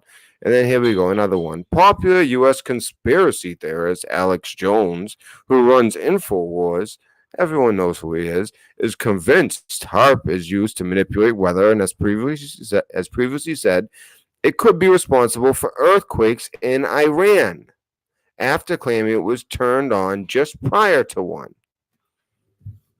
There have been so many claims about Iran that following the Iran-Iraq quake that killed around 500 people and injured thousands more last November, Mohammed Hussein Zolfakari, the Deputy Interior Minister for Security and Law Enforcement, Mohammed, felt the need to rubbish them. He said the claims lack any scientific basis. And you know what? I bet you Alex Jones did go too far. That's what he does. He goes too far. But I'll tell you, Alex Jones has been correct about a lot of things. But he's also gone way too far in some things. I never want to come off like that type of person.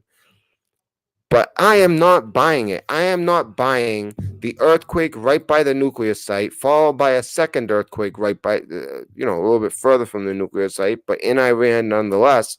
Also, a 737 falling out of the sky while all these right after all these missiles are shut off.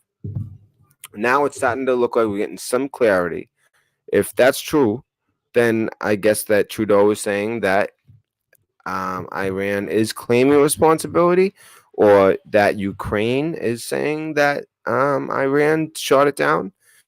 Because it's going to be the Ukrainian airlines that's going to have to answer the question: why, after the FAA grounded all flights, did you guys still take off? Why?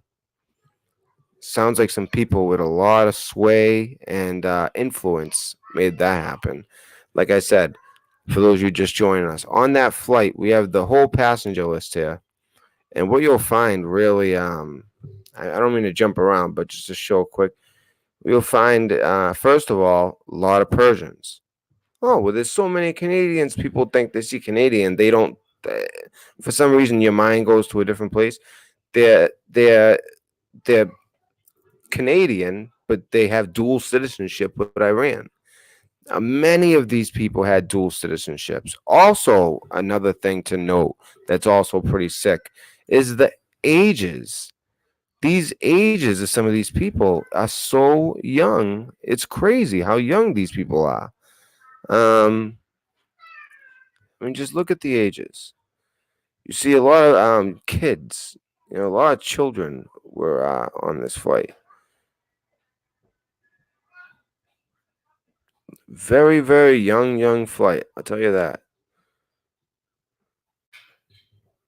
So, when you look at even just looking at the ages here, it's sad, but it's also a tell. A lot of very powerful, influential, dual citizenship types of people, most likely getting their families out and heading to Ukraine, although there were only 11 Ukrainians, which is weird. Maybe their airline was the only one willing to take off. I don't know. I don't know why these numbers aren't adding up, and why the count changed from 180 to 176, and also why all of a sudden an earthquake hits that same night, again just an hour after, at 10 kilometers depth. And when we read about the abilities, when they're trying to make them sound like crazy conspiracy stuff, they're talking about Iran and how it's so crazy what they say. They mention Iran in particular, and at a depth of 10 kilometers, which is the the exact depth of this earthquake. Oh wait, I think it was actually forward. Yeah, it's the exact depth of this earthquake. So this is out of the UK, by the way.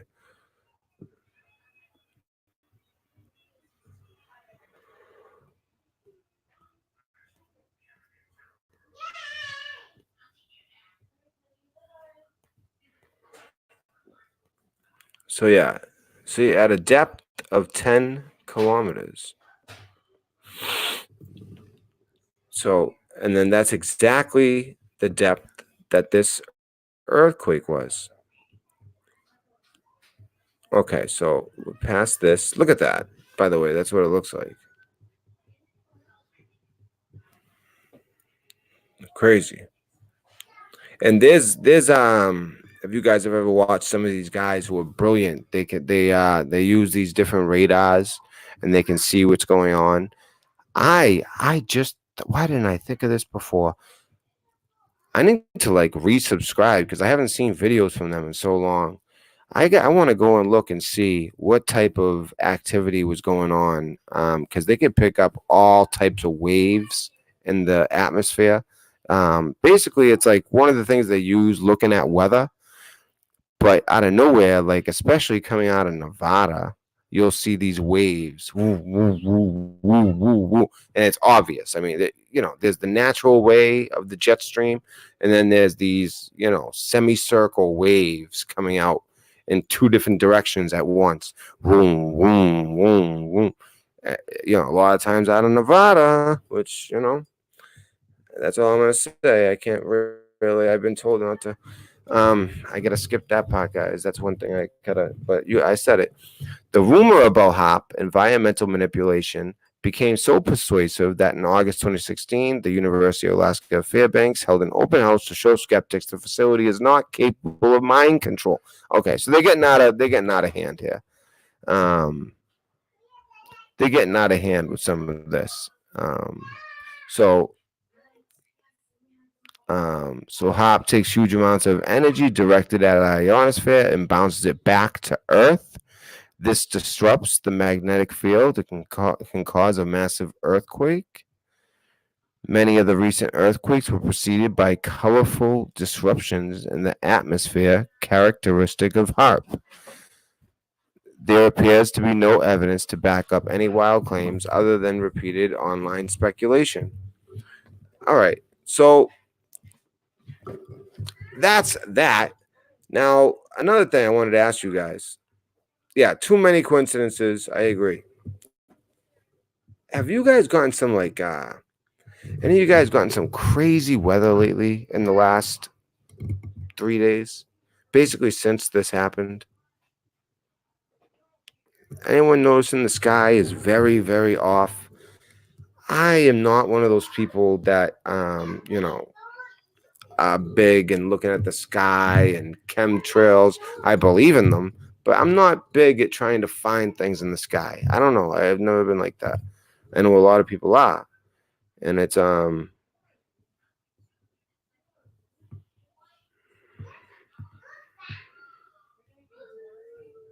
okay. So I want to show you guys this video I took. Anyone having crazy weather? Odd things that really appear odd in the sky. Because here, I'll tell you something, and that reminded me of it. They said after they use their technology, you'll see weird. The sky will look funny. I don't know if that's true. It sounds a little crazy. But I know what I saw the other day was also crazy. It seemed like a sky on top of a sky. So check that out. I don't know if you guys can see that well. Yeah, you can. If you play the audio, it's basically everyone making fun of me. But they couldn't deny. They're like, yeah, it looks crazy. Look, I don't know if you can see it that well. Maybe like this. No, better like that. Why did I hold it that way? So look at that. Look, so it's like look,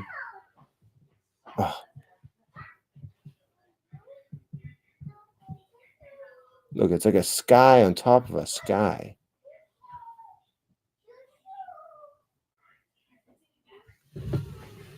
Trying to make it so there's less light. Like that light.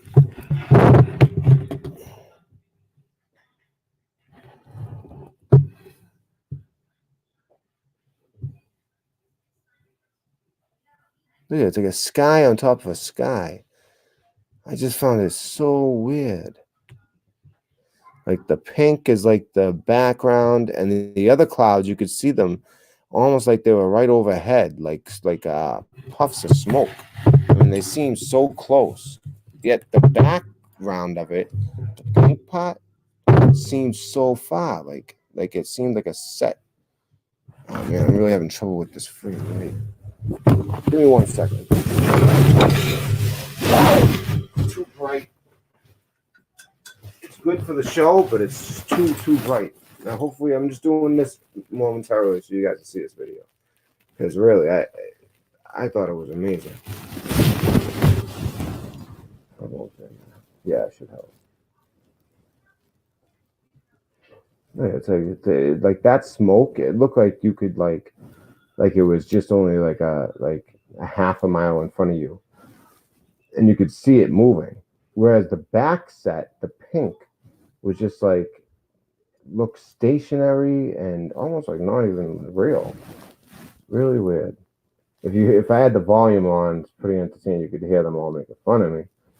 But I just found this to be really odd looking sky. You get these clouds in the front that seem like way too close, and the ones in the back just seem way too stationary. The color, it was at sunset, obviously, but still, it's just really, and the thing is, you're looking at it through a phone. I'm telling you, to see this in person is really, really weird. And I'm not, you guys know that. I never talk about this kind of stuff. But I remember thinking, like, I have to take a video of this. It's so odd.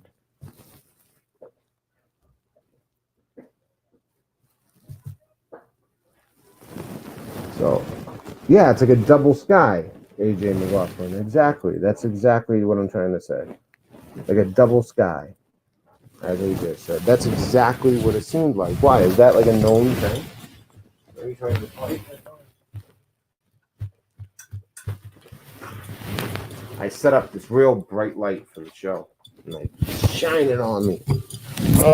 So is that something that's like known, like a double sky? Is that like a thing? I'm telling you, I'm not really usually into all this stuff. I believe in a lot of the stuff that comes out of it, but I just feel like, what are the chances I'm going to see anything? I never look up. Oh shit! All right. Totally saw that same sky here in central New Hampshire. All right. Well, I'm right by Boston. So, that makes sense.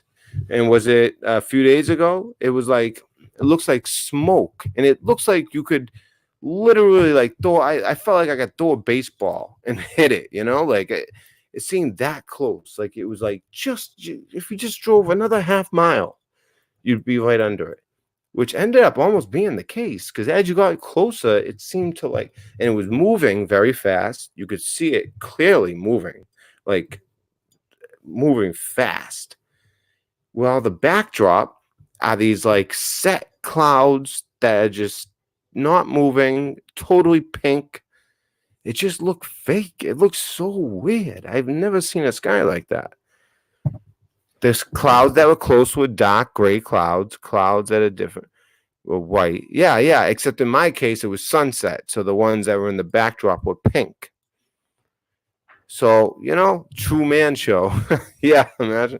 No, but I just found it weird. And it's right after all this stuff goes down.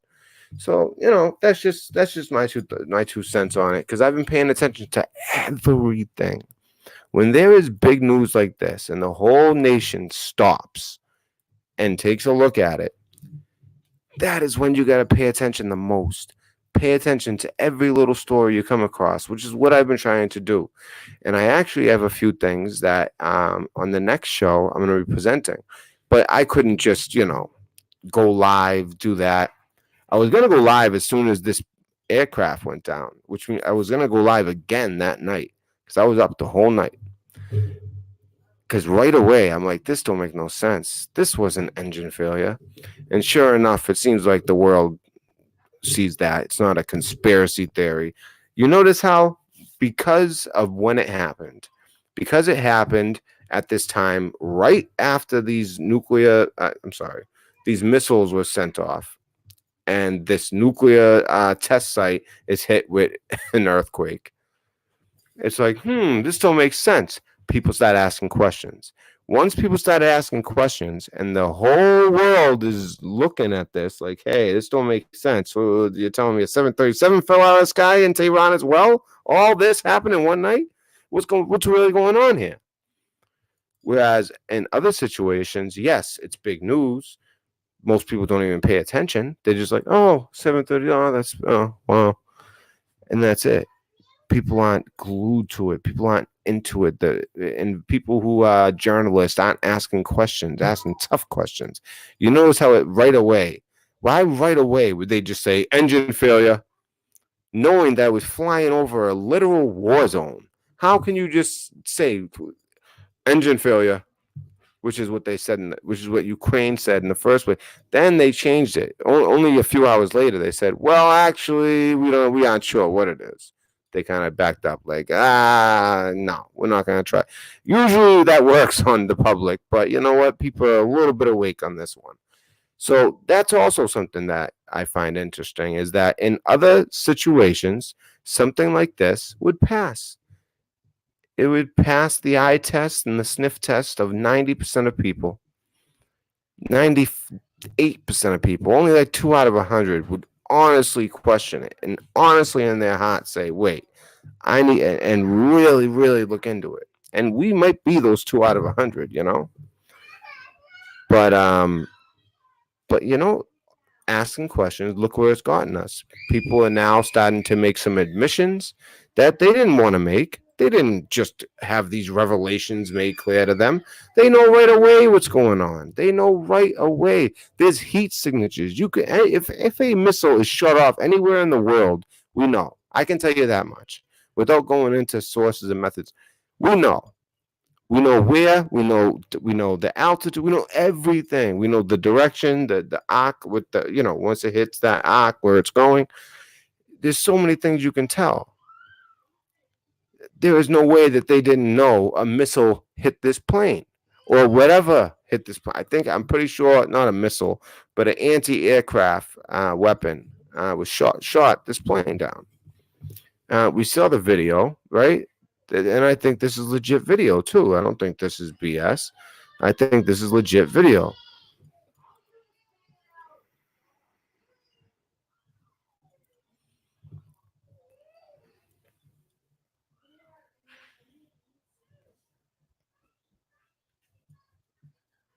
For those who haven't seen it.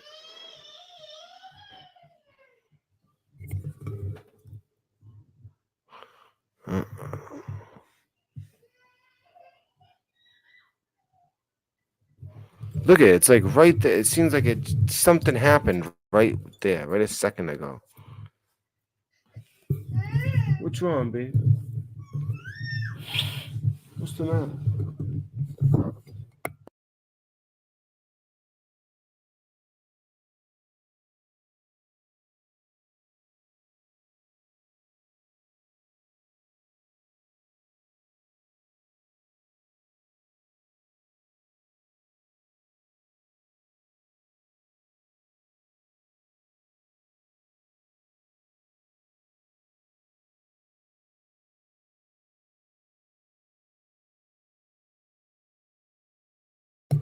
I mean, do you guys see that? That is unbelievable. I mean, look at this. Boom. What's wrong, babe? We'll be done soon.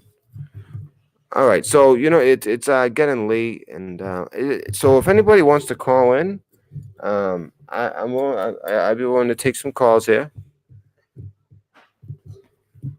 Let me put the number in the chat, and if nobody wants to call in, I understand the president is doing that. I actually want to go and watch it. It's a very important one. Right after this, all going down, I want to hear what he says about all this stuff that we covered tonight. So if anyone wants to call in, I'll give it a minute or two. In the meantime, let me see. So we've seen the passenger list. You guys see these ages, how young these people are. That's what struck me. 2016. It's like a 3-year-old. Oh. I mean, some of these ages are just way too young. But what sticks out, outside of this family with the L name, which, by the way, very young family. It looks like 2 parents there with their 2 children. That's the only one they have. Their last names aren't Persian. Their first names are. I believe. Oh, I didn't know Elsa was a Persian name. Makes sense. I think of that because for those of you who are kids, Frozen.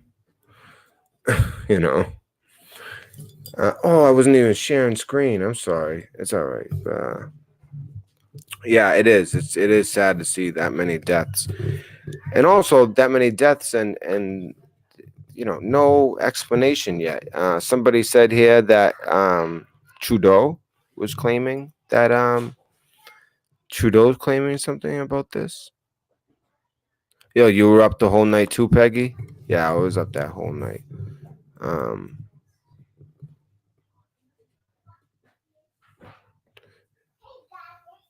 I don't want to even scare anybody, but have you heard of an EMP predicted for Saturday? I heard it in a YouTube video. I would have to say no. No. And I think, honestly, if you saw it in the YouTube video, I think that's even more reason why not. I mean,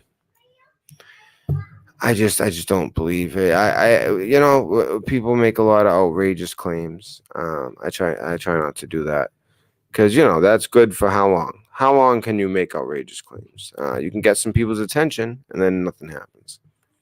But I'm not gonna not acknowledge that that's a big deal. Um, but an EMP is just that would be such a big deal. That first of all, I don't think that we would know before it happened, outside of just kind of reading current events and knowing the landscape of the world. Like right now, we are at high alert for many different things. If you're out in a public place, especially if it's like a special type of gathering, you have to have your head in a swivel. You do have to be. I don't want to like put any fear out there because you got to really think of the chances. I mean, chances are I can almost guarantee that nobody watching my videos are going to die from an attack on our country. Unless it was something where we were all gone. Again, not trying to scare people. I'm just saying the chances are very low. And, I don't really like it when YouTube channels do stuff like that. On Saturday, there's going to be an EMP. That's actually something, if you guys have watched me, I've taken issue with that type of stuff in the past. No, I know. I'm not saying you. I'm talking about the type of videos that would say that. But I understand why you would. If it comes off convincing enough, you're going to be curious. You want to know, is this like something that a lot of people are thinking about? Is this well known? Um, it would be at the end of oh, interesting. It would be the end of the full moon, and they usually follow calendar and holiday lunar cycles. Now, were you referring to the potential of an EMP?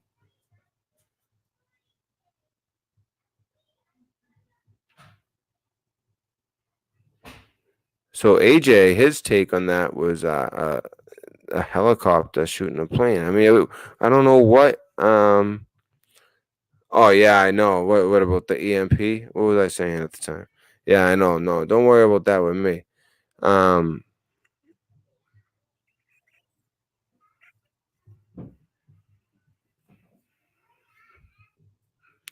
so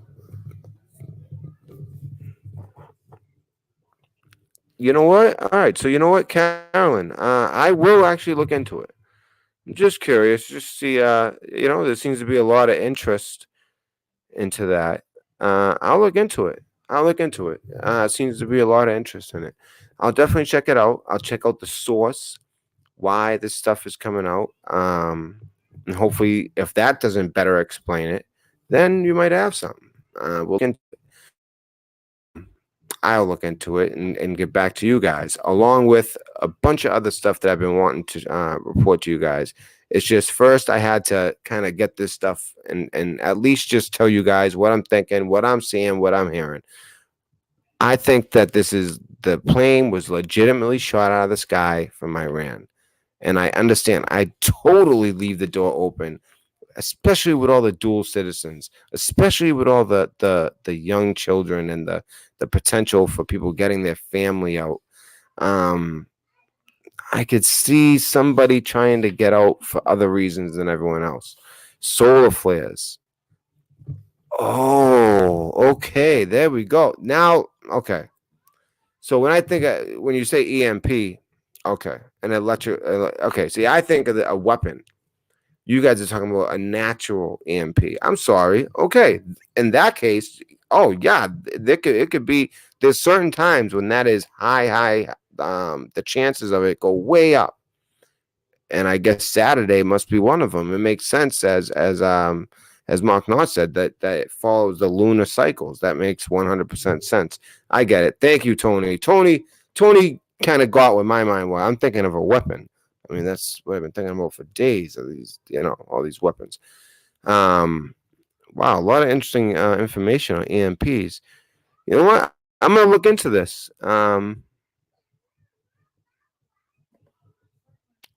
So we did have a CME plasma shot, and it's headed straight for Earth. Oh, you know what? Let's just look it up right now.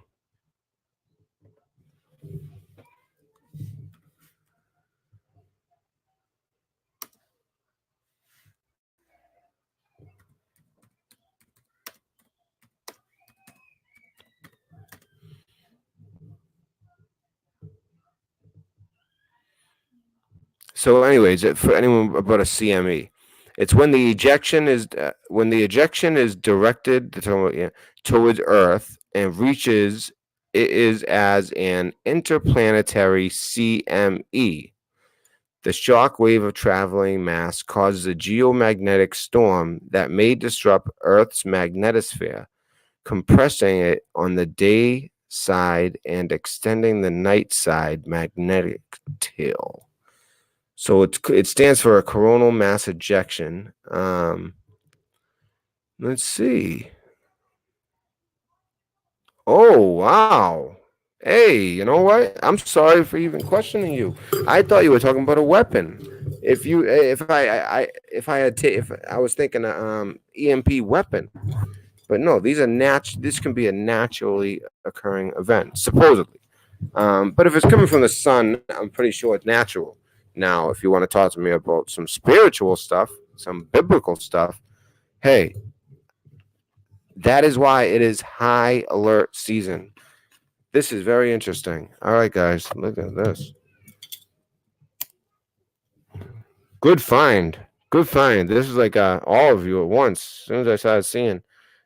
Thank you, everyone that helped clarify that. I'm thinking a weapon. But no, this is a natural. Events like this are typical of an uptick. Okay, I must have missed the first. Okay, so a major coronal mass ejection has just left the sun. Fortunately, it isn't earthbound, but the ejection is an important forewarning of things to come, and it is also likely signal of the beginning of the solar cycle 25. I'm not familiar with what that means, but it sounds wicked interesting. Like we're entering like a new age here. I don't understand. Whoa. Okay, so events like this are typical of an uptick in solar activity. Witnessing one of this magnitude during the depths of a deep solar minimum is actually quite a unique event. An event that could well be signaling a return to the higher solar activity associated with the new solar cycle 25. What does that mean? The size of the CME is substantial. It could be as much as 10 times, 20 times, 30 times the width of Earth. Whoa, said scientists. By the way, this was published 10 hours ago. So we're not reading old news here. The size of the CME is substantial. Oh, I'm sorry. Okay. Said scientist David. He hasn't. What is he like? David Diamond Moriello. What are these scientists like? You know, like famous boxes now. You know, David the Diamond Cutter. What the hell? David Diamond? What is that? What a weirdo. Okay. So he's at the Oppenheimer.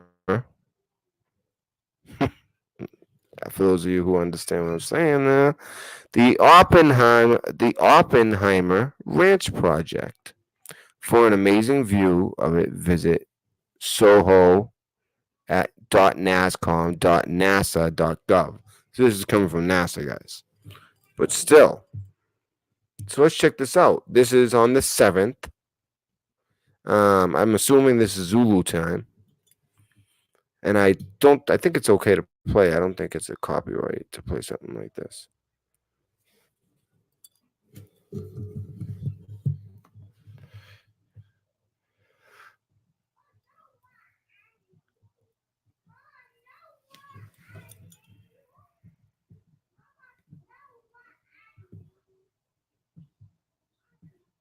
I don't know why there's no audio.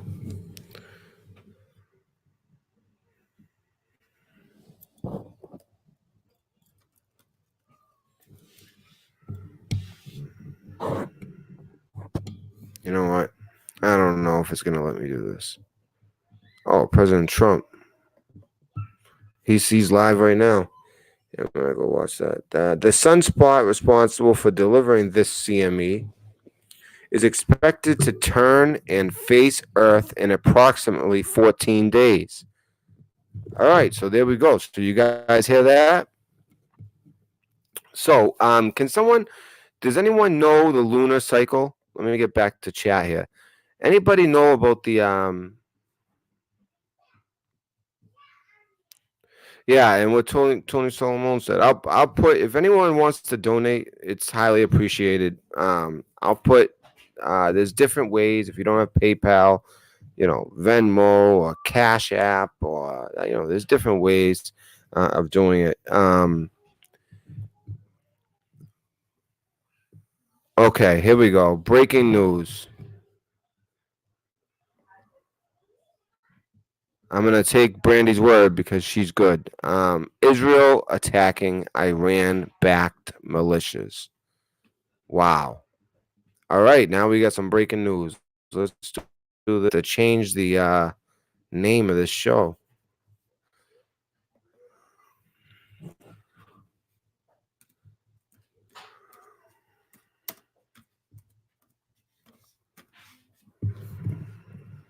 All right, broad search, it'll come right up.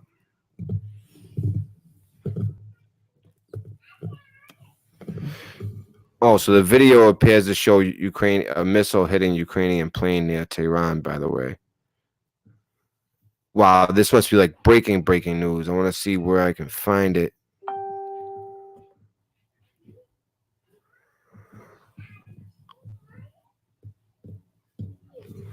Where'd you see this, by the way?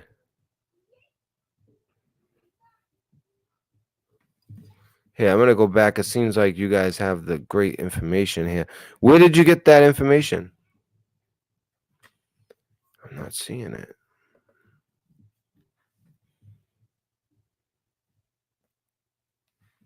Maybe I have to be more particular.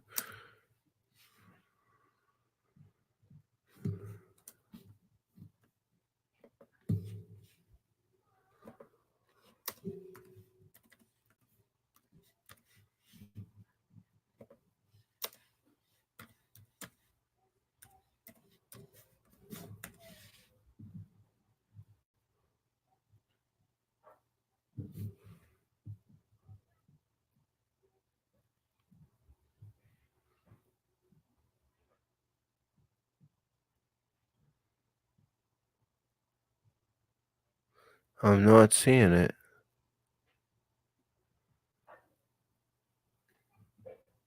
I mean, here's something at least talking about it. About how they've beefed it up, and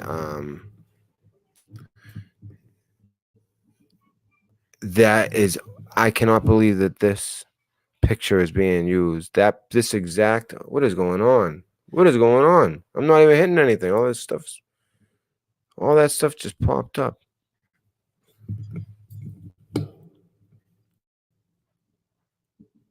Powerful blasts rock Syria-Iraq border after warplanes strike Iranian forces.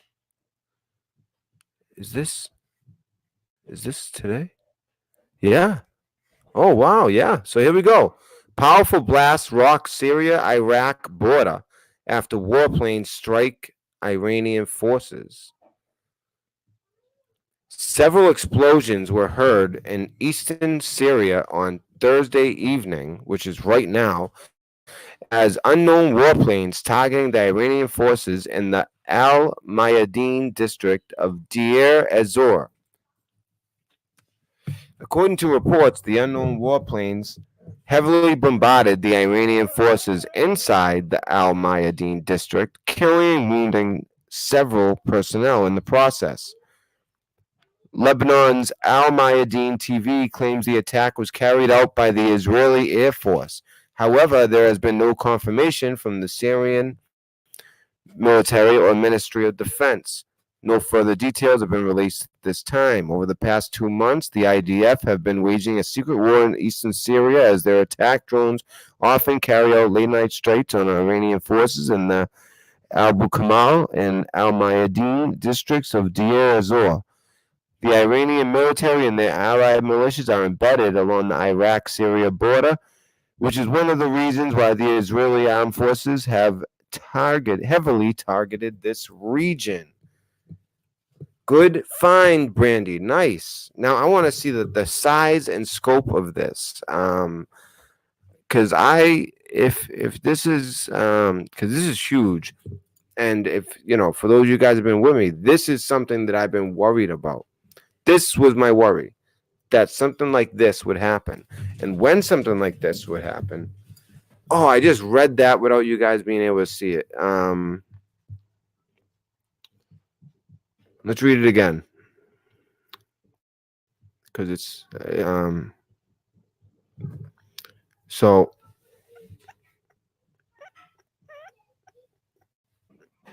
powerful. And you know what's? I mean, as soon as I saw this, I was like, "What?" Because this exact picture, by the way, is a Q picture. Just go to QAnon.pub and type in diamond, which is really weird because we were just talking about diamond, but it's called a diamond cutter or something like that. That's the name of the picture. That's how that picture is a Q picture. That cute picture is used a lot, but wow. Let's see. This could be. So several explosions were heard in eastern Syria on Thursday evening as unknown warplanes targeting the Iranian forces in the Al Mayadeen district of Deir ez-Zor. I mean, nobody's even commented on this. This is breaking. You heard it here first for sure. Good job, Brandy. That is great. I really appreciate that information.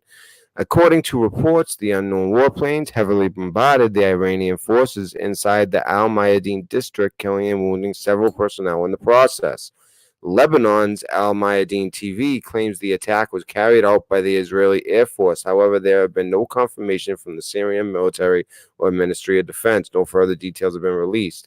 Over the past 2 months, the IDF, the Israeli Defense Forces, have been waging a secret war in eastern Syria as their attack drones often carry out late-night strikes on Iranian forces in the Abu Kamal and Al Mayadeen districts of Deir ez-Zor. The Iranian military and their allied militias are embedded along the Iraq-Syria border, which is one of the reasons why the Israeli armed forces have heavily targeted this region. Yeah, that was perfect. I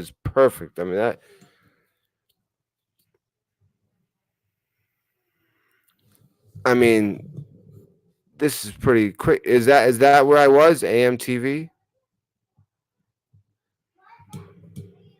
What's AMTV?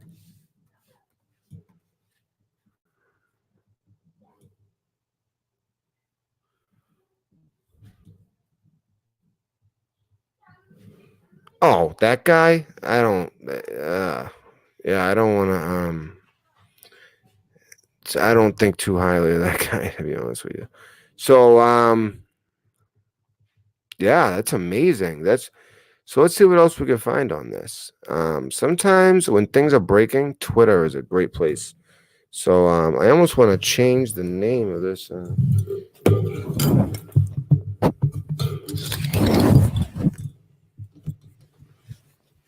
So what you're seeing right now, that is supposedly the 737 going down. And supposedly there's video that showing it getting hit by a missile. I wonder if this is what they're talking about. But anyways, we're gonna look up this information right here.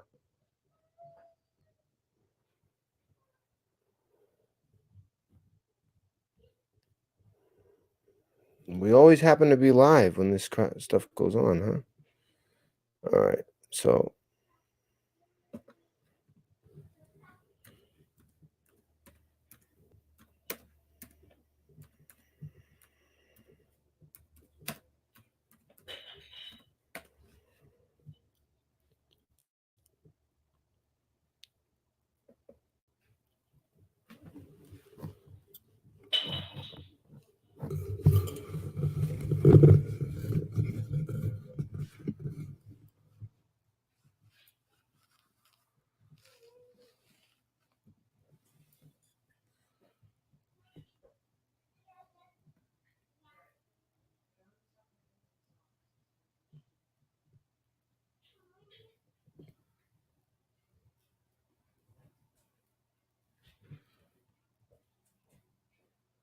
I'll take out the strikes part.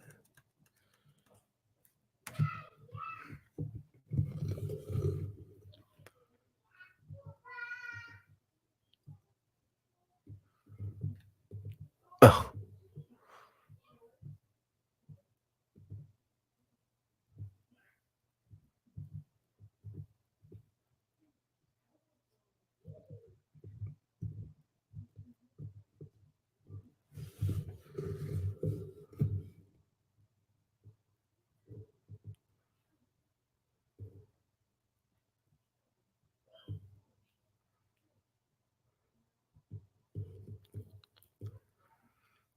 Huh, that's interesting. Iran hit by sandstorm and earthquake.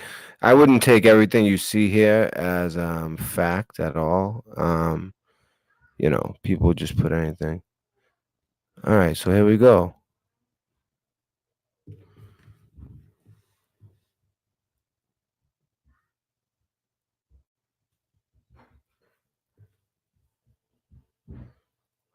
Why can't I play? While I'm live, it like won't let me play things with volume. Let me see. That's right. On no issue. The United States have Let's listen to what he said. I don't know how to make this so that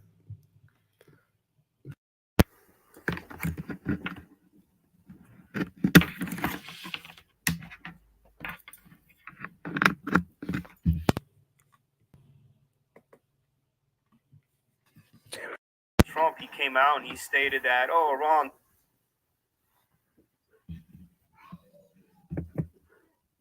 stood down. But think about it for 1 second, especially what Iran is stating and how Iran is perceived right now in the entire world. Literally, their retaliation, the only thing. yeah, this is just a guy talking.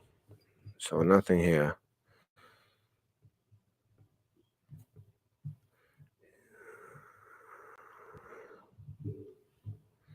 I mean, you see a lot of this. Like, this is a total. This seems to be the source. This guy talking. This seems to be the source. Although what we just read was legit. Let's get this guy out of here. This guy seems to be the source of this. Anyone else getting anything? Let me check out chat.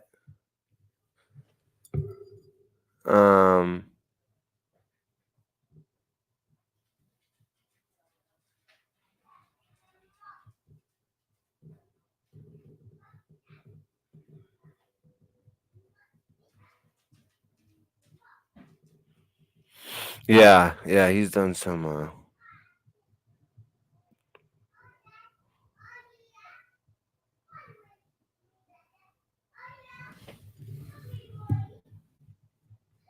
Okay, so it's more than just that guy. Let's see.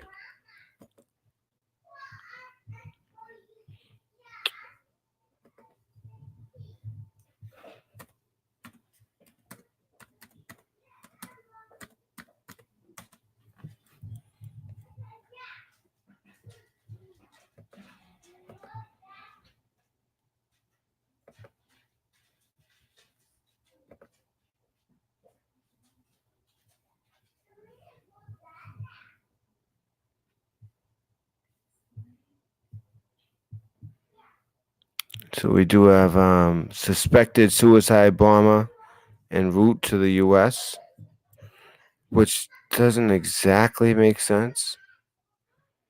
But oh, here we go. I mean, I guess it does, but it doesn't, you know.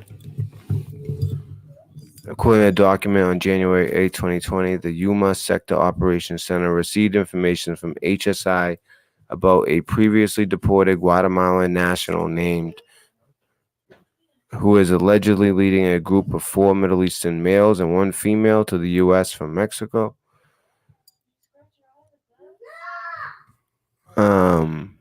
The female is described as a suspected suicide bomber. The report stated that according to HSI, the group already traveled through Guatemala, Belize, and is currently in Veracruz, Mexico. That described group is expected to travel to San Luis Rio, Colorado, in the Mexican state of Sonora, just south of Arizona. HSI reported they received information.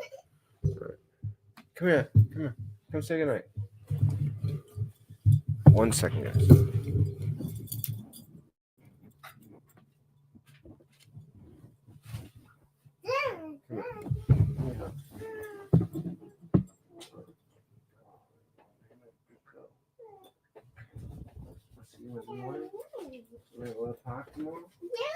Won't be so cold. Yeah, we do cow. Okay. Oh, Whoa. yeah, we cow. Yeah. On camera. Yeah, we cool on you. Yeah. So in the morning we'll go to the park. Yeah, we cool on you. Yeah. Mama, gummy. It's cold in here. I know. I like it cold. I like it cold. You. What's wrong with her eye? Hey, what's wrong with her eye? I don't know. Madison was just like screaming. Did she? What happened? I don't know. Literally, out of nowhere, I was cleaning up and she looked at her and she has like this scratch. Is that when she was crying? No, though. She fell off the couch. And maybe that's it. Couch with the unicorn, but while I had her, she scratched her eye. No, it looks like I'm live, but I don't yeah. understand. I don't know. Because it wasn't there then. It's not from that. All right, so let me check the chat. So you guys see anything? Yeah, what? That. Yeah, see, I looked at that. Matt, what is this? Oh my god. All right, go. What? Yeah, what? Oh my! Really? Is that from the?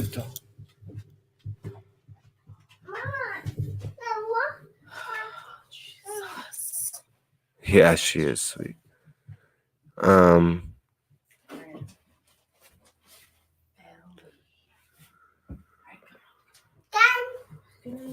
Good night, baby. Good night. I love you, Olivia.